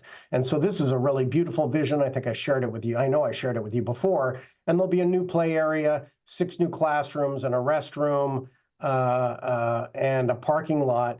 Phase two in the green there, you'll see that is the next part of Excuse me, Sean, is there any way you can zoom in if, I don't know, or Greg, anyway, because it's really difficult to read from our view? If he goes in presentation. That's mode. better, a little bit better, yeah. There you. It's Okay, really well, much better. okay. Let me see if I can do this. Okay, that's better. All right, so you've got that. Then this other one, the green, is phase two, and you'll see modernization. And you're basically touching almost every building. We've already done some refresh over here on Santiago of some portables, but you're touching almost every building. The multi-purpose room gets a refresh. There's modernization of this classroom building and these other classroom buildings. This has gone through a painstaking process with the community, school community design. And then in the future, hopefully would be landscaping, a soccer field, a play area, et cetera, et cetera. But I want to get to this. This is what I think is really the most important thing and helps sort of frame on what Greg was mentioning. We presented this to our school board in December. At that point, we started getting some public comments at that point. I appreciate then that they were starting to send you comments. So Roger actually met and had a county on-site consultation with Camille Leung on December 28th. While many people were on break, there in between the new year, right before the new year, Roger was meeting with Camille Leung. And as a result, just so you know, Quattroki Quokka Architects, Associates Architects, is modifying design in response to that county feedback. So the county has routed our project for review and approval to the Coastal Commission, to Midcoast Commission, to Council, Geotech, Drainage, Department of Public Works, Sewer, Water, and Fire. So just so you know, so that you can have this in the big picture in the gestalt of California, when I was working over in Alameda as a superintendent, all we ever did was present plans to the Division of State Architect, and that was our jurisdictional authority, as Greg has mentioned before. Some of you may have heard about the Fairlawn View issue. That was a coastal development permit exempted site. And that this one is not an exempted site because it is building a new building. And the new building and the way that we are touching this campus is significant enough so that we could not get an exemption process. So it puts us through this whole other process. So just so you know, this is what we presented as far as the trash enclosure, the photos that you kind of saw Greg scroll through. This was taken from a neighbor's home. And it was the view from the workstation across the street and saying, you know, here when you're driving out of the neighborhood, et cetera, et cetera. So there was some protest, and I'll just show you the map here. The original location of the dumpsters is there, that left-hand photo down there at the bottom. There was a proposed location over here on the north end of the campus, near the entrance to the school. And there was a proposed location over here very close to the campus, there on the right of your screen near Modular Building 6. We really don't want it here in this proposed location over closest to the campus because of the smell, because of vermin. I hate to say it, vermin. I think that's probably a euphemism for rats, but you know, garbage, you know, has a concern. People have a concern, and that would be then right on Santiago. So, but the original location also had this concern because it was closer to campus. And so the design committee at the school, families, administrators, teachers, et cetera, said, well, let's put it at the end of the parking lot on the north end. And then the concern, of course, we heard was, hey, it's in the view corridor. And then I had a neighbor there on the Alameda who sent me the design concerns from the county, dated back to 1976, but nonetheless, I think that still holds.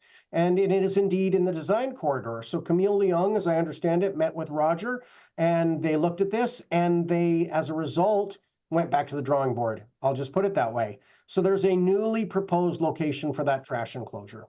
Now, I've spoken to some parents, and I've spoken to the principal, Erin O'Connor Brown.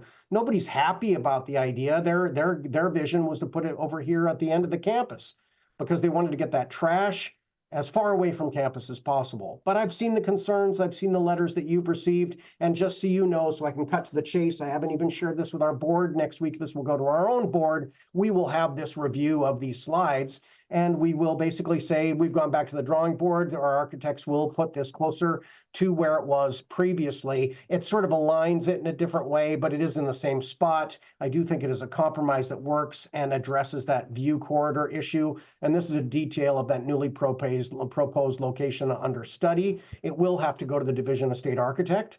Those plans will have to go to the Division of State Architect for us to get approved again. Everything about this job is approved by the DSA, but now because the CDP concerns, the coastal development permit concerns, and that view corridor concerns, we had to go back to the drawing table. And it's, look, I've heard from people, this is the tail wagging the dog, but I also understand, particularly having been through this before in another district that everybody has their own standpoint. And for the folks on the Alameda, this is their view corridor, and it is the truth that the coastal development permit and the design principles of San Mateo County say thou shalt not block the view corridor. So just to jump to the decision making here, we're going to go back and reconfigure so it is closer to the campus and basically in a very similar location. So I just want to address the garbage enclosure issue and see if I can do that first. Ultimately, when you talk about jurisdiction, the governing board approves the project designs and cost. I'm supposed to be the guy managing staff to make sure they execute the projects and to call them up or walk across the hall and say, hey, we got trouble here. People are not happy with this. Got to go back to the drawing board, which is what we did after the last board meeting. There's a citizen oversight committee to make sure that we spend the dollars appropriately. I don't think this is a concern. There's an independent annual financial audit that we do. This has been a clean audit for years here as far as our bond fund use. This is bond funds. So I think this is a compromise that will work as far as the view corridor. And there it is there. Again, it moves from this spot back to closer to the original location. And I do believe that the county will approve that because it's a legacy location for that garbage enclosure. I'd like to start there and just check off the garbage enclosure question, see if there's any questions for me. I may have to get Roger in as my lifeline here. I have a quick question. Sean, do you do Is that you, Dan? That's you, Dan, right? Yeah. Hi, Sean. Hey. Yes, sir. Are you ready? Go. The school does do composting of the food scraps. Is that correct? Yeah, as I understand, it's a great question, and I think I've seen this in some of the comments that were written too. You know, when I came into the district, a big push for me was sustainability and green practices. We only used to have school gardens on 2 of our elementary school campuses through a partnership with the Project HEAL. We wrote into our local control accountability plan that we would fund and pay Project HEAL, contract with Project HEAL to do 2nd and 3rd grade intensive garden education for all our 2nd, 3rd graders for an equity and so sort of a district-wide approach. And that's when El Granada joined. So that started, I don't know, last year.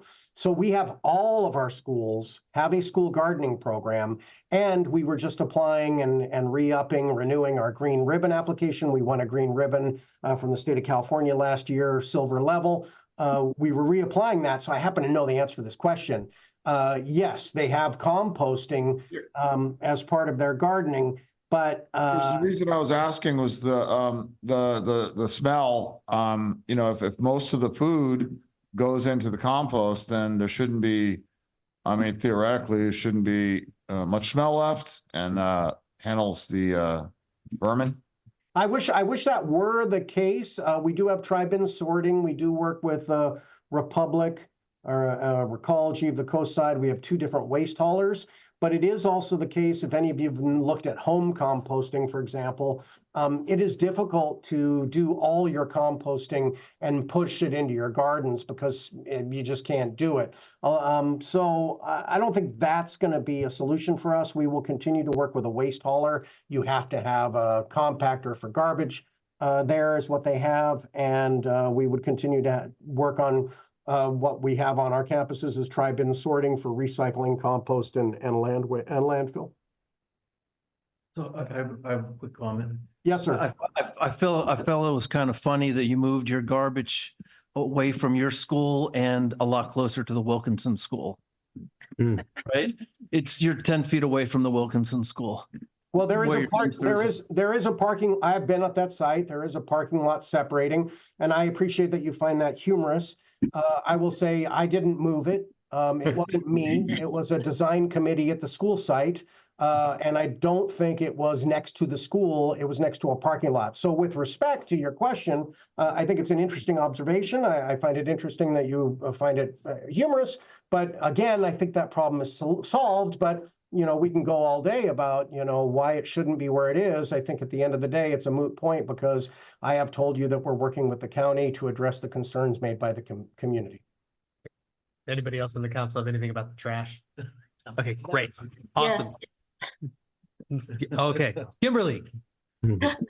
Um, I appreciate that this is a difficult thing to deal with, and it's not funny, of course, but I'm wondering if there's some way to partner with the I'm sorry, I've lost the name of the waste company. Recology. Recology. Yes. Is there some way to partner with Recology to look at some kind of innovative receptacles that could solve some of these problems? So receptacles that, are cleaner, better sealed, that don't attract pests or that minimize smell and, are more attractive and have a lower profile. Have you looked at that? Well, they have been, actually, yes, they have worked with the waste haulers. I think that's a fine question. I think it's a good question. I think all the questions are good. There are always no dumb questions, just dumb old me answering them. But I will tell you that we have worked with the waste hauler. For years, they have had a compactor there. It is sealed. And one of the design concerns, and it's not in these slides, but we did show it to the board, is that we are looking at a way to have an enclosure that would be more attractive and that type of thing. So honestly, I have in the last month walked by that trash area and didn't find it offensive of smell, but then someone reminded me it's cold weather, et cetera, et cetera. So let's just say that newly proposed location for the trash enclosure, which I think will be not welcome necessarily to the design committee or to the parent leaders or staff.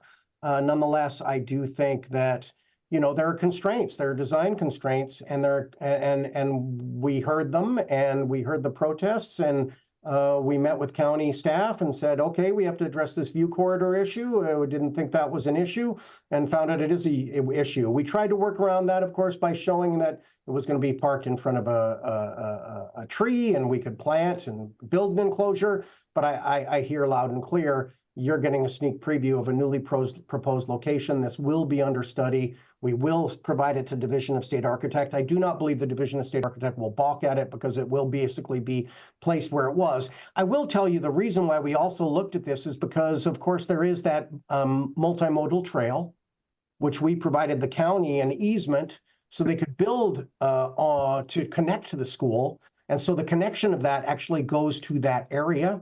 And so there were concerns about path of travel, et cetera, et cetera. And that was one of the reasons why they wanted to move it.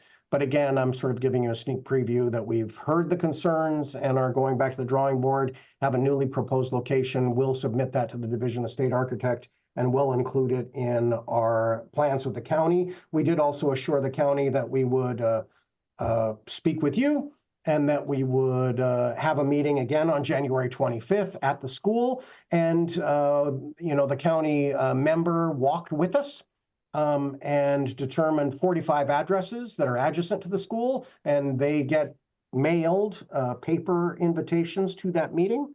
And so it is really for those neighbor concerns.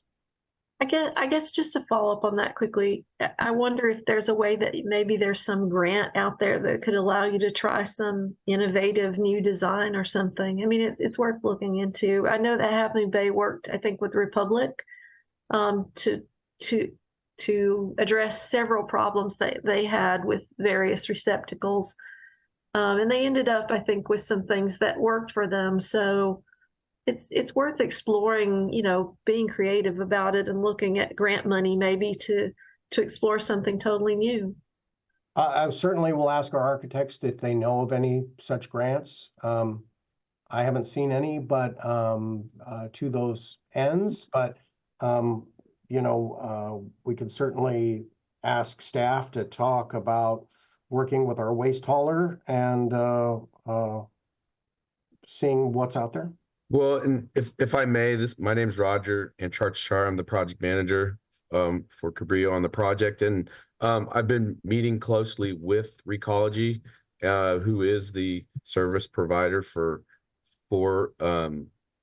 disposal on campus, and they've informed us that we're using the latest technology for the campus, and that is we have the compactor for garbage, we have a large recycling bin, and then some compost bins, and that that is how their system is set up. And so we've had several meetings to make sure that we were meeting, their needs in order for them to service the district consistently. So I just wanted to clarify that we've had several discussions with them, and this is how they know that they can service the district on this campus.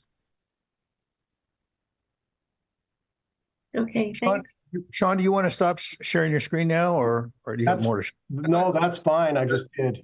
There's nothing, I was gonna ask if there were any other, for instance, the plans, because I haven't seen all the plans, for instance, the fencing plan. And, were we gonna look at the lighting plan or? Sure, I can share that for you, just to, so you can. Roger, let me make you a co-host here and take Sean out of the loop here.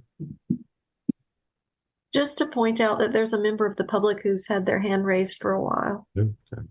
Yeah, well, let's let Sean finish his or let's let all the presenting happen first, and then we'll deal with public comment. Okay, Roger, I just made you co-host. I don't know who, there we are. Okay. Let me share my screen.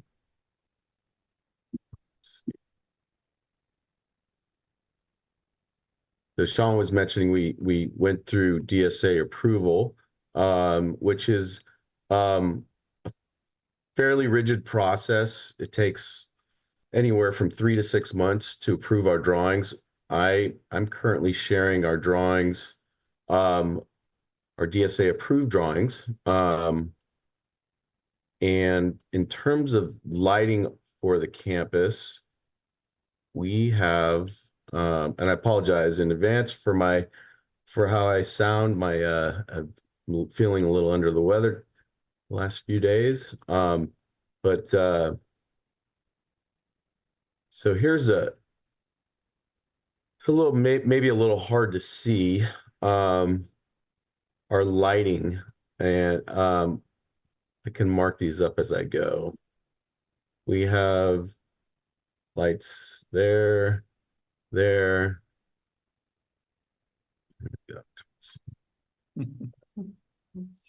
Oops. Control Z.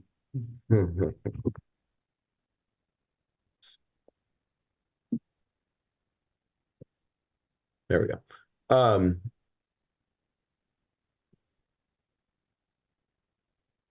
So we have parking lot lights here to be aware of. A lot of light.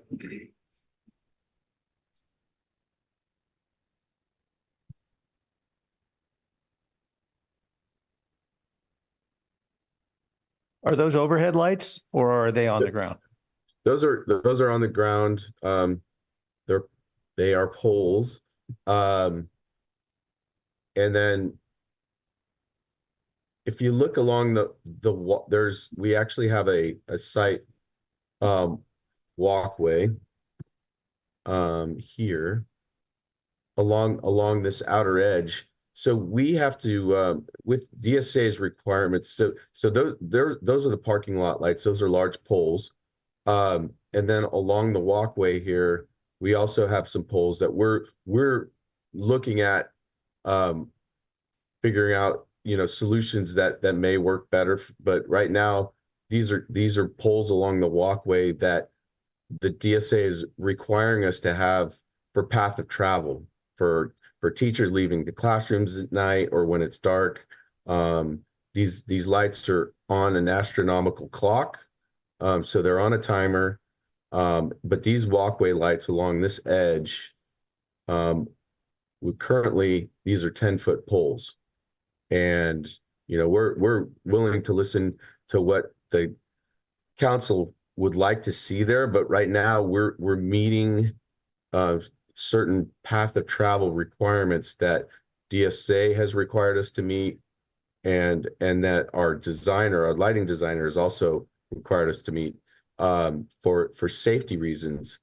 Now, so in terms of the parking lot, we have 7 25-foot pole lights. They are LEDs, and our design team has a responsibility to make the public safe, and they have an obligation to light the parking lot to a certain degree to meet their what their professional requirements are. And so they have done so, and that's why we see lighting to that level in the parking lots. Along the walkway, that's a teacher safety thing. As you can see, this is where the highway is, Highway 1. This is our new building here, the 8 new classrooms. And Lyanne's our architect. Lyanne, if you want to chime in on any additional comments in terms of lighting for walkways in the parking lot. Yeah, thanks, Roger. I'll just reiterate. Yeah. This is Lyanne Schuster. I'm with Quatuki Quack Architects. So as Roger said, the path of travel lighting that he pointed out that are currently the lower pole lights, the 12-foot pole lights along where you would walk, that is a code requirement. That's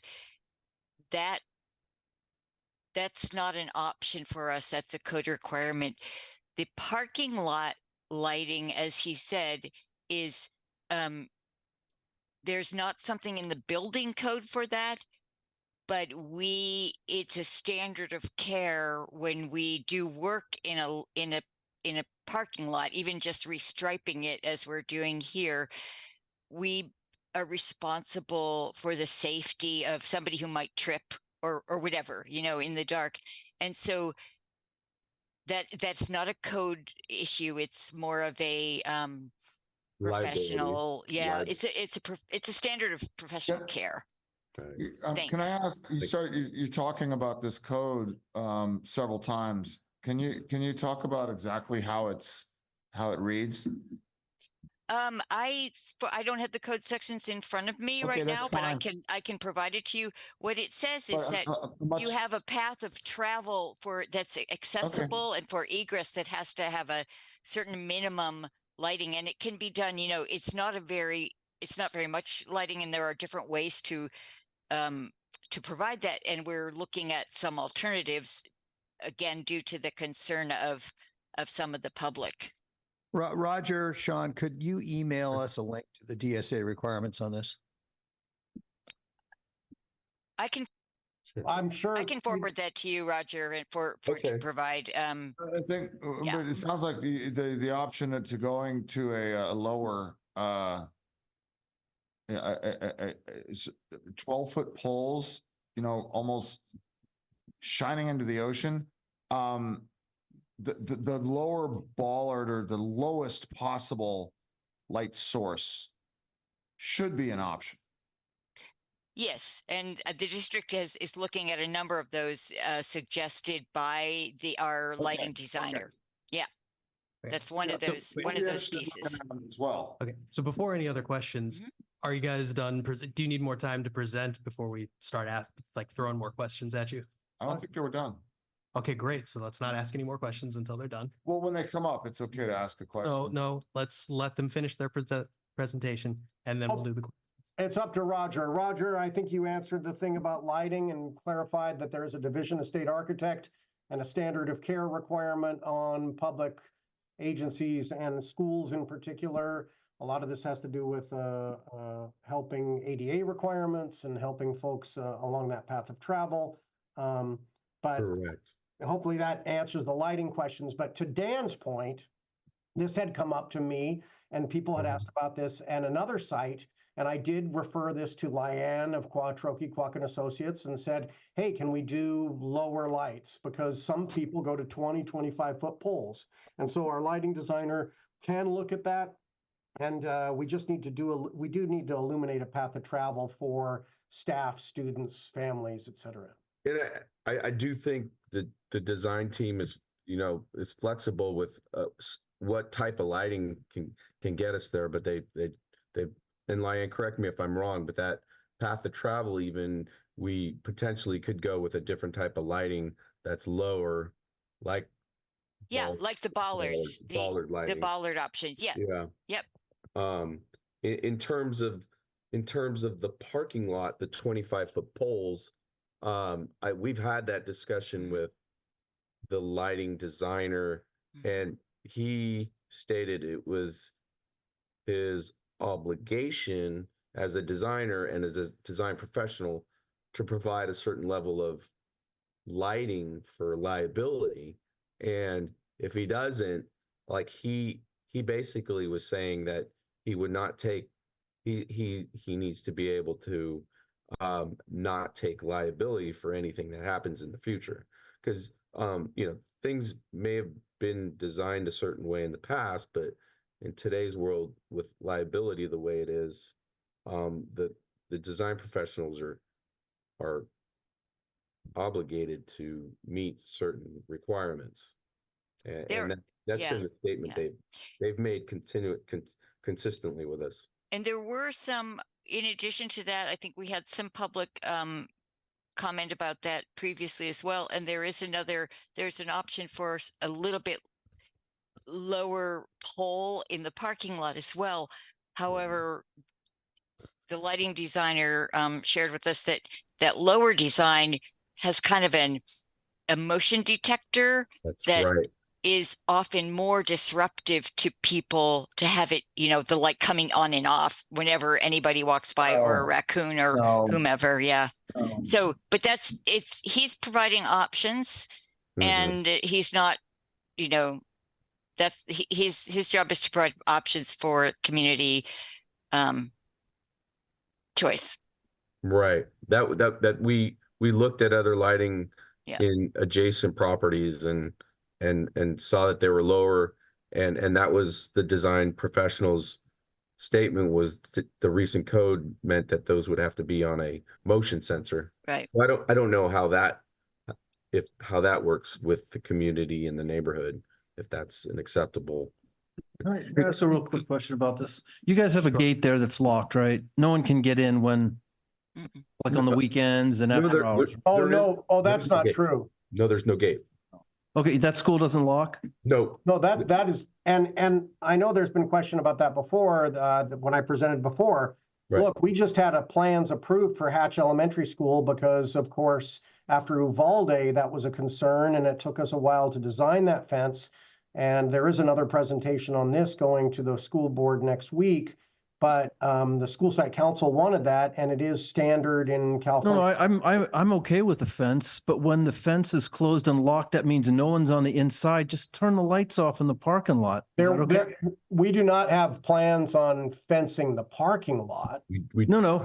When the school's closed and the fence is locked, turn the lights off. Then and everybody's happy. Right? Oh, that's a great point, but there's no fencing and there's no gates at the around the school. There's no fencing around. Currently, there is not. We will look at perimeter security fencing to be able to close the school. No. I'm talking about the school. The school has a fence around the school. Now. Yes. When you lock the fence around the school, turn the lights off, right? It's the parking lot, right? I think it's the parking lot. Turn the parking lot lights off. There should be nobody in the parking lot when the school's closed, right? Isn't that true? No, nobody's there using it. I think the neighbors can contest that there are people there a lot and late at night, every day at night. There's so you want to keep people out of there with bright lights? No. I just want to clarify this. I remember during COVID, for example, there were a lot of concerns about people and talk with the sheriffs about people coming. I'm just telling my custodian here that's about to alarm my building. I've got my code, Miguel. I will tell you that I do not see us going to, but there are concerns. The public will at times use that parking lot. It's a big view spot in the neighborhood, as you must know. Definitely. People definitely use it on the weekends. Right. And our goal isn't to keep people out, but our goal is to be able to secure the campus during school hours for obvious security reasons. But that does not include the parking lot. Okay. So can we just move to questions now? Or is there more? Okay, great. Fantastic. Well, I think it is worth just reiterating what Sean said. That parking lot is in constant use every day, every morning and at night by folks other than students and teachers and parents. There's a lot of the general public that come to park there. Okay. And I just want to reiterate that the reason that the light poles are proposed in the parking lot, the tall ones, not the walkway, is because the lighting engineer or the architect is worried about getting sued if somebody trips. That's basically, and you also mentioned earlier about some professional handbook language that says if the professional person is supposed to do his professional duty and put a professional light in. Yeah. Can you share all that information with us and professional handbook and the insurance code that says you have to cover your business by putting this lighting plan that most people believe that it is just absolutely unnecessary and will put a sky glow on over what is a pristine view of the night ocean. And I think that I don't see how the California Coastal Commission doesn't have a say in this since it is so close to the ocean. And Sierra Club, the Audubon, all of the organizations that are currently fighting very hard now to protect whatever little dark sky is left before we become, the mixed in with the other, this whole area just becomes another lit up blob like Dallas. So we've made the request. So if you can send us that information, professional that would be handbook great. language, right? Awesome. Yeah. Thank you. Other questions from council? May I No? follow up on Dan's question? Yes, Kimberly, please go ahead. I know that we're all trying to, I know that you're all trying to do your best here by the school and the community. I'm a little distressed that our fire station folks are trying hard to learn about dark skies, and the school personnel seem like they don't really care. I think of a school as a place of learning where you want to care about this stuff and follow the science. And the science shows that lighting that is directed directly down and doesn't shine up and out actually provides you better visual acuity at night. Yeah, Kimberly, I'd like to interrupt. This is Lyanne again, the architect. We are very also aware of the dark sky, and we do follow this lighting does follow those guidelines.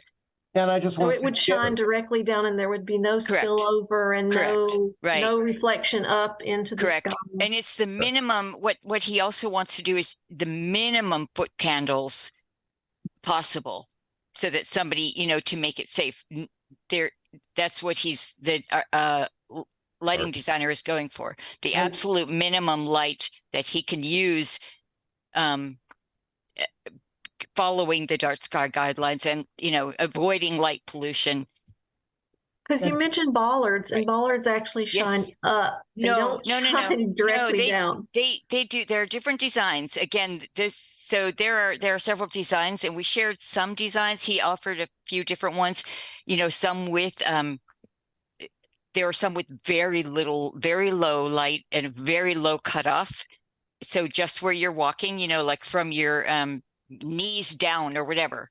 So that's also bollards also have. They don't all shine up. There are some options for shining down as well. I'll try and realize you don't see me, but hi, I'm here. Kimberly, I just want to state respectfully for the record, this is a concern that I have heard previously, have spoken about actually with other members of the community and with a Midcoast Council member. and I have referred it to the architects. And so please, let me disabuse you of the notion that we are not interested in that topic.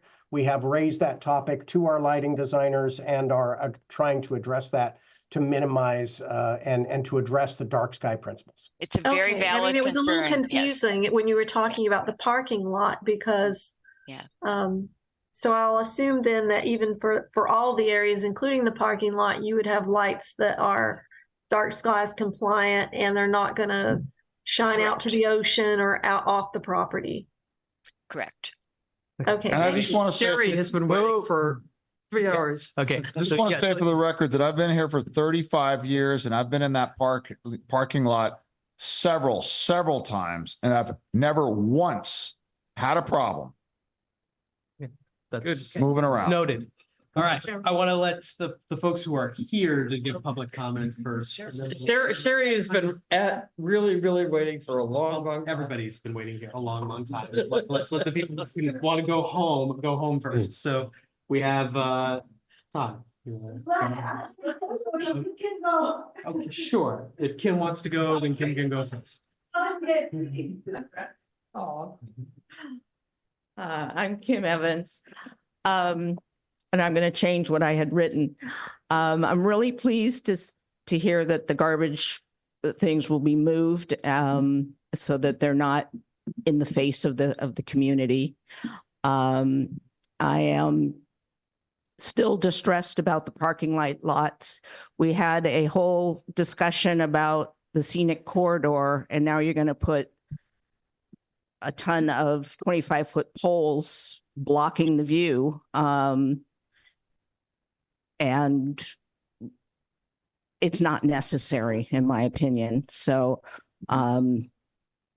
people come to that parking lot to look at the ocean and to be parked there under a light because somebody wants to minimize their liability for something that has not happened in the last 30 years. It seems a bit of an overkill for me. And then I just wanted to get in something that was not been mentioned with the trees. I would suggest that we not just get yard sale trees that need a lot of water, like the Chinese pistachios, but look at native plants like poyon and manzanita, maybe to provide the greenery, because we don't need huge shade trees here, except for like 3 days of the year. So thank you. Thank you, Kim. Todd. Hi, thank you very much for moving the dumpster. And I can say that I'm speaking from the point of a neighbor who has no interest in this project really, because I live halfway up the hill. My daughter just graduated and she's applying for graduate school in mathematics. So thank you, Cabrillo Unified School District.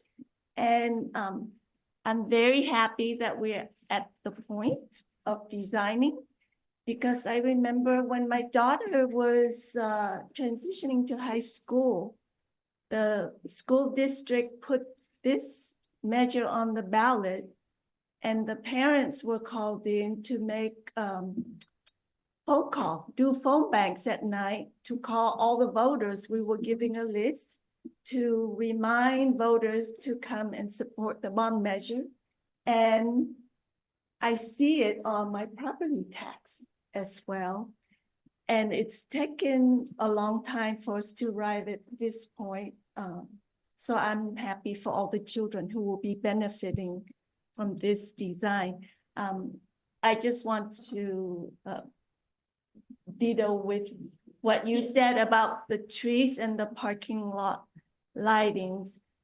If there is no code requirement, I would encourage looking in that. And look, I'm going from the point of neighbors from halfway up the hill, hearing the neighbors down the hill having disagreements. And I'm just advocating for everybody to be good neighbors And nobody wants 25 feet light poles, hopefully not illuminated at all hours, all year round. I think I would sell my house if that was the case. Okay, thank you very much. Thank you, Tom. Okay, so now we'll go to Sherry in Zoom. So Sherry. It's Cherie. Can you hear me? Yes, we can. Go for it. Well, so many things that I had on my list have been addressed. The lighting, the grounds, the trees, and the parking. Not so much the traffic. I'm not really sure that there's been a traffic study. I live 2 blocks away. I live at the corner of Santa Ana and Coronado. And I am greatly impacted by school traffic. You can say that it's just commute traffic, but it's totally different during summertime and holidays when when school is out. So it's school traffic. We don't have busing any longer here on the coast. That's another topic. But I am very much concerned about the lighting. And I think that Dan and Kimberly spoke specifically to that and their concerns. It's unacceptable to have lighting on all night long. I don't understand why that would be. Can't the lighting be turned off once it's dark and the school is closed? I don't understand why the lighting would have to be on throughout the dark hours at all. And I also was glad to hear someone bring up the trees being planted, especially the Chinese pistachio and the non-native trees. Why do they need trees? Why would those trees be planted? They will further take away from that view corridor that everybody appreciates, that walks. And my husband and I walk by the school every week. I mean, practically every day. So it's just the planting of trees. I'm not even sure why we're bothering with that. I have seen renditions of the plans. I think that the plans for the school renovation are beautiful. And I've seen the grounds, and it is very nice to see that school get this uplift. But I agree with the callers and the board members that have questioned the lighting, the garbage, and we see that that's been addressed, and that it will no longer be in the view corridor. But I think that for the most part, I'm just concerned as to who, and perhaps someone here, I heard Camille Young's name come up, and she seems to be in charge of the county in terms of this project. But the other part of this that I know it's like 11 o'clock at night, but it just was accidentally that I even became aware that this was happening. So those of us that live 2 blocks from the school were never given any notification about any of this. And that's why I've sat on this call and this meeting all evening long, because I wanted to express the fact that I live 2 blocks away. Well, really 1 block, as my husband is saying behind me, from the school. And I didn't know that this was happening. I didn't know any of this was happening. So I don't know where it was broadcast. It just was happenstance, because we walk by there all the time, that someone mentioned this to us. And I just want to know why, people here in the neighborhood weren't aware of this $45 million project taking place. I mean, I pay taxes. And again, I think that improving the schools is a very good investment. That's not the aspect of it. It's just the items that have come up tonight that will definitely make a difference in our neighborhood, in our lives, the lighting, the grounds, the parking, the traffic, all of that. I just would like to know from someone on this call as to how to keep in touch with this. What's the best means for me as a neighbor of the school? My son graduated in 2000. He went from kindergarten through high school here on the coast. So I've lived here a long time, and I just don't know the best way to keep in touch with these things. So I will lower my hand and say thank you for the time. If I may just respond to that real quickly, please feel free to check our agenda on our school board meetings. They happen once a month, usually the first Thursday of the month. And I have presented to Midcoast Council. And again, please do come to our meeting on January 25th. What time? At 6 p.m. in the multi-use room. You'll see in the chat there, Brianna LaFontaine, former PTO president, has put it in there. And I think she also clarified that the plan is not to keep lights on all night there. So I do think that there are a lot of thoughts about what's going to happen and concerns raised, and we want to hear those. But I also would ask people to feel free to check in on our board agendas monthly to see if there's more plans. We did present in December. We have presented many times on this.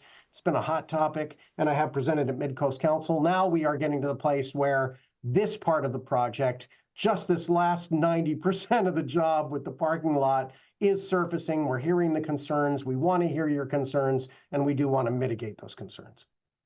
Awesome. Thank you. Okay, let's go over the fencing plan. I want to get through the rest of the public comment then. Well, what? Just let me do that.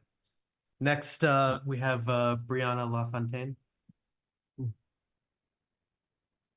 Hi, good evening. As it's been mentioned, I'm a parent at El Granada Elementary. I'm also an El Granada resident, and I have been attending the construction meetings. I'm also on the bond oversight committee meeting, which I was glad to see was taken away, as bond oversight committee doesn't have anything to do with this until expenses have been until things have been purchased. But I just want to bring up the safety issue of our students and teachers and staff on campus when it comes to this parking lot.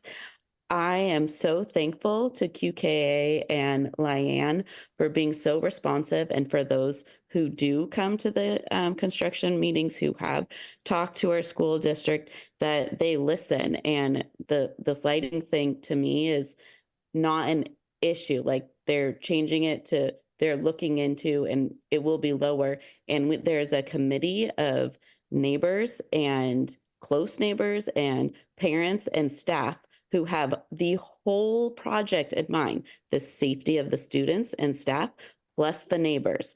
I am so grateful to everyone who's been attending and a part of this and staying in the loop, going to school board meetings. And I would really just like, because today my son and I were leaving a PTO meeting at 7:30 p.m.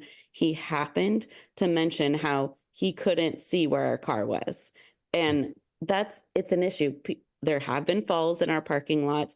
There are people that you can't see. You don't know who's coming towards you. So to have light when the light goes down at 5 p.m. for those of us leaving late is a safety issue that I am glad that's going to be addressed. And I don't think anyone has intentions of the light staying on all night. So I just want to thank QKA and Lyanne for everyone who's been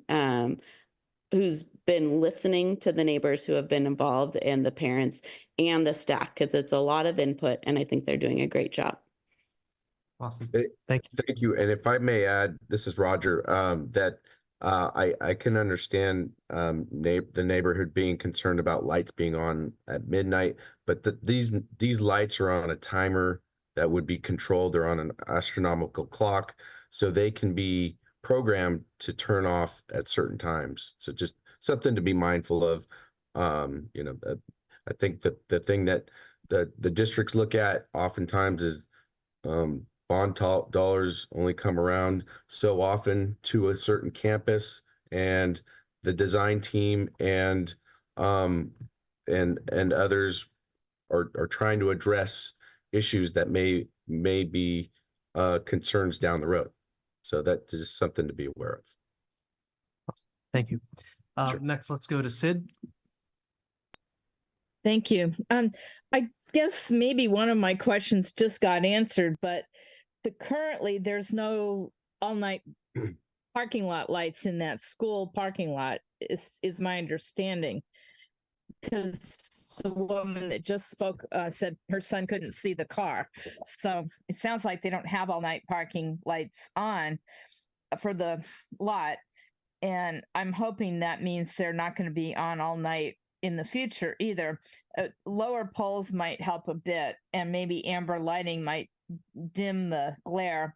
And the only other thing I wanted to say is that trees in the coastal area, especially right there where the ocean is just opposite the highway, they blow down in winter storms here a lot. So try to find some trees that are coastal compliant, or some low growth trees that won't whip around in the wind like our neighborhood where I live in Seal Cove. We're right on the bluffs, and we get trees uprooted even sometimes. The winds are so strong. So I know you have to probably be forced to put in some kind of trees to satisfy the planning commission, but try to find a coastal compliant tree when you're making your selection.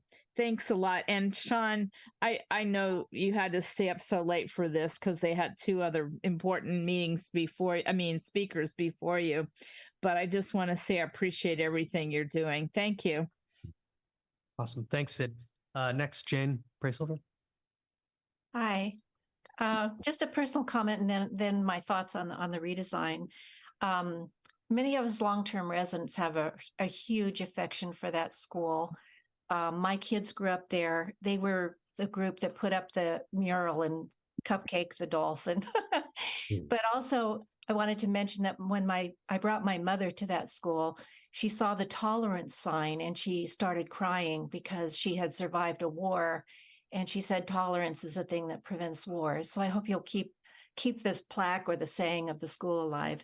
But regarding the redesign, it looks really good. I think that one of the cultural things we do on the coast side is we try to speak up for the wildlife, and we're concerned about the migrating birds, which is one of the things about the lighting. I like the idea of trees because they give off fractals, and they're finding that psychologically that's very healthy for human beings. But my last comment was about outreach. We've got a pattern on the coast side that the people closest to the change there should be an outreach to them. And I have a high respect for people who live near schools because they're the ones that call the police if there's reckless drivers or a vicious dog on the loose or something. And I hope that the consideration to them can be, a special consideration to communicate with them can be made. But other than that, we're very, very pleased to have the school get this revitalization. Thank you. Thanks so much, Jane. Next, we have Melinda McNaughton. Hi, thank you. I'm just really happy to hear that the architects and the lighting designers are really keeping in mind the dark sky initiative and are going to make the lighting dark sky compliant, because that is the most important thing regarding our bird migration and even the fish in the ocean. And yeah, it is an important thing for human health as well. Also, plants and trees are also important for human health and can be a part of the solution for climate change. So I don't think we should diss trees. I think that probably that's not the best spot for them, but they are very important to our survival. I also wanted to say that I'm really happy about the consideration of changing the height of the poles and doing amber lights.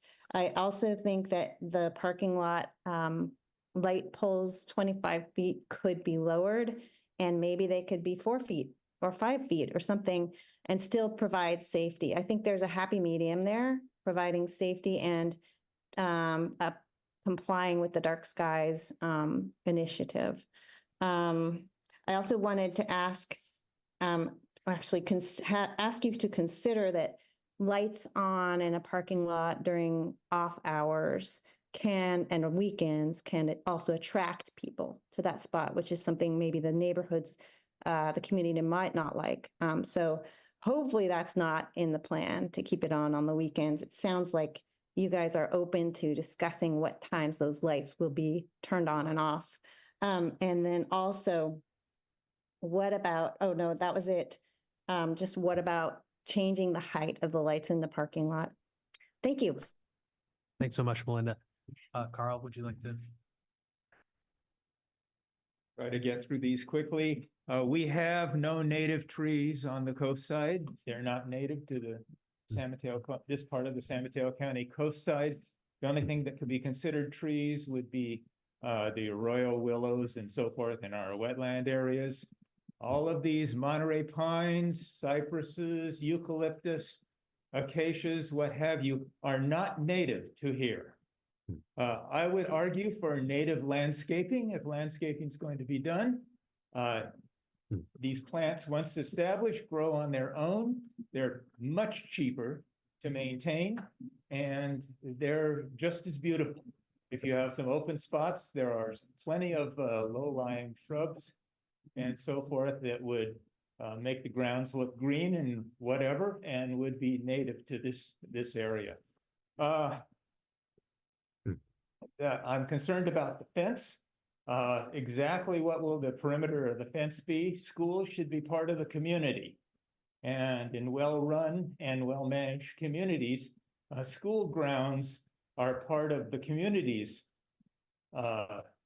recreational facilities and so forth, not just for school children.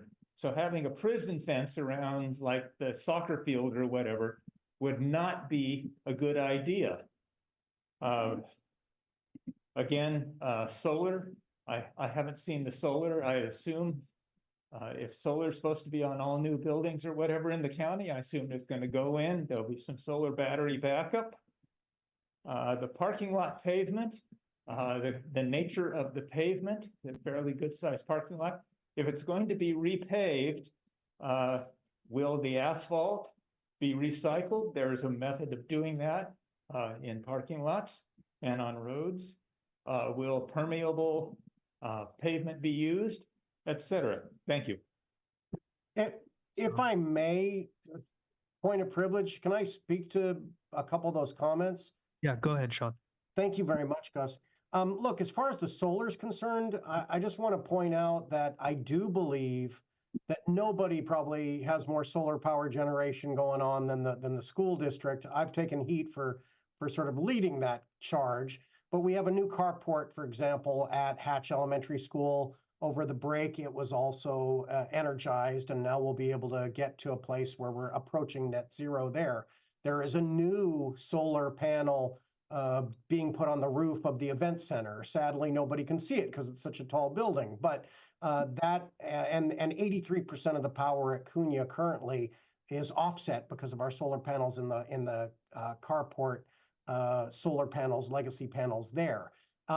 These roofs will be solar ready at both Fairlawn View and at El Granada Elementary School, and it would be another phase. And we are currently working, as I understand, with Peninsula Clean Energy to look at community aggregators so that we wouldn't have to pay money, but that we could work with community, Peninsula Clean Energy, for example, to try to get solar there. But that's ongoing. And just so I want to address that last comment, we are working on getting solar. Our goal is to have solar on every campus. We have it at the high school. We have it at Hatch Elementary. We have it at Cunha Intermediate School. The goal is to have that at Fairlawn View and El Granada. The idea of native plants, I presented that to the Midcoast Council last year, and there is a beautiful plan for native, California natives, ceanothus and toyon and that kind of thing, responsible planting, low water, low drought tolerant planting on the campus. I hear that loud and clear. I also understand that the notion of having trees on the parking lot may be a concern. We will keep that in mind and think that that's an important point. So I just wanted to bring that up. Also, the last thing about fencing. People are going to have different opinions about fencing. The school year started off this year with another shooting in Iowa. Security fencing is something that is also a concern of ours. You do have security fencing at Cunha Intermediate now. You do have it being planned for Hatch Elementary. These plans do not have fencing currently in the plans. So just to address what Dan was talking about earlier, we can't show you those plans yet because they don't currently exist. It's not something that we can present currently. But Can there's I ask a question about the Cunha? Yes. So, yeah, on Highway 1, south of Kelly, if you look east through the fence and into the soccer field. Yes. What it looks like today is that they put a patchwork of some new heavier fencing material over the existing because it's not seamless. Can you explain how that was built? I mean, this isn't agendized for this meeting and I don't have that details. We can't discuss that. Well, this is now. an example of what they're, but he's saying that's a different can't school. tell us It's what not. the fence looks like going to be in El Granada. I'm asking him, how is the fence created? I think we all Cunha? understand what you're asking him. It's not on the agenda tonight. And just it's school school district superintendent. Yes.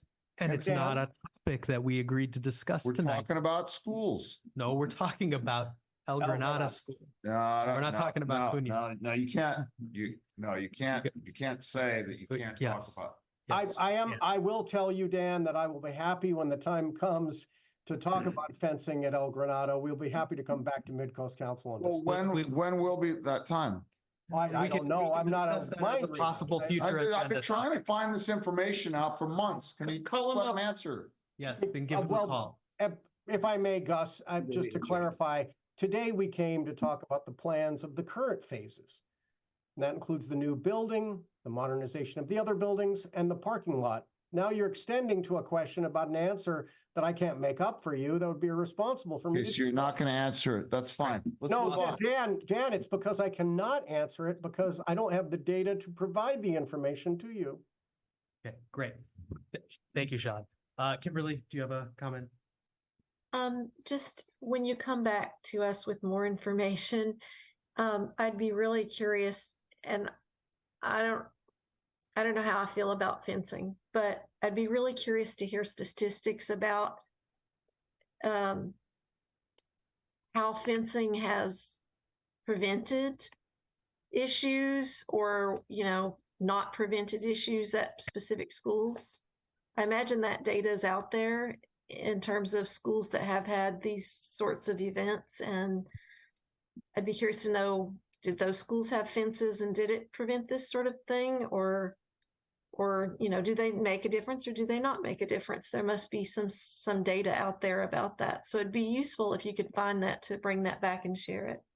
I think when the time is ready to discuss the fencing options for Farallon View and El Granada, we certainly will do that, but that wasn't what we were prepared to discuss, and we haven't put a lot of energy into that because that's something normally we do after construction is done. And so, for example, at Hatch Elementary, that was also something that we dealt with by going to the school site council and asking that school community, would you like fencing? And I do think as part of the stakeholder design here, we have to consider, and I think Brianna brought this up, not just the concerns and needs of neighbors, but also the concerns and needs of families, students, and staff who are on campus and who unfortunately in this country are targets. And as far as data goes, are increasingly suspect to school shootings by strangers. So we can talk all we want and extrapolate and say, oh, we have a safe community, yada, yada, yada. That's what they thought in Iowa last week. So we do have that data, Kimberly. I will work when we're looking at fence plans in the future, and we have a policy in the district where we must first go to the school site council and review those plans and vet those plans with them, and then we go to design. It takes a long time, but we do and plan on engaging you in the future. I understand. I'm just encouraging some science behind your decisions. So Well, sure. that's great. Thank No, you. of course. And then the reason why we're guided by this is because we do have people in law enforcement and in school operations who have said this is a best practice. Awesome. Thank you so much. I really want to thank everyone for hanging in there, especially, Sean, Roger, and Lyanne, and the members of the public who waited to speak. So closing that agenda item, and thank you everyone for your time there. And now we move on to adjourn. Adjourn. Okay. Okay. Okay, let's go. Okay, great. So he was.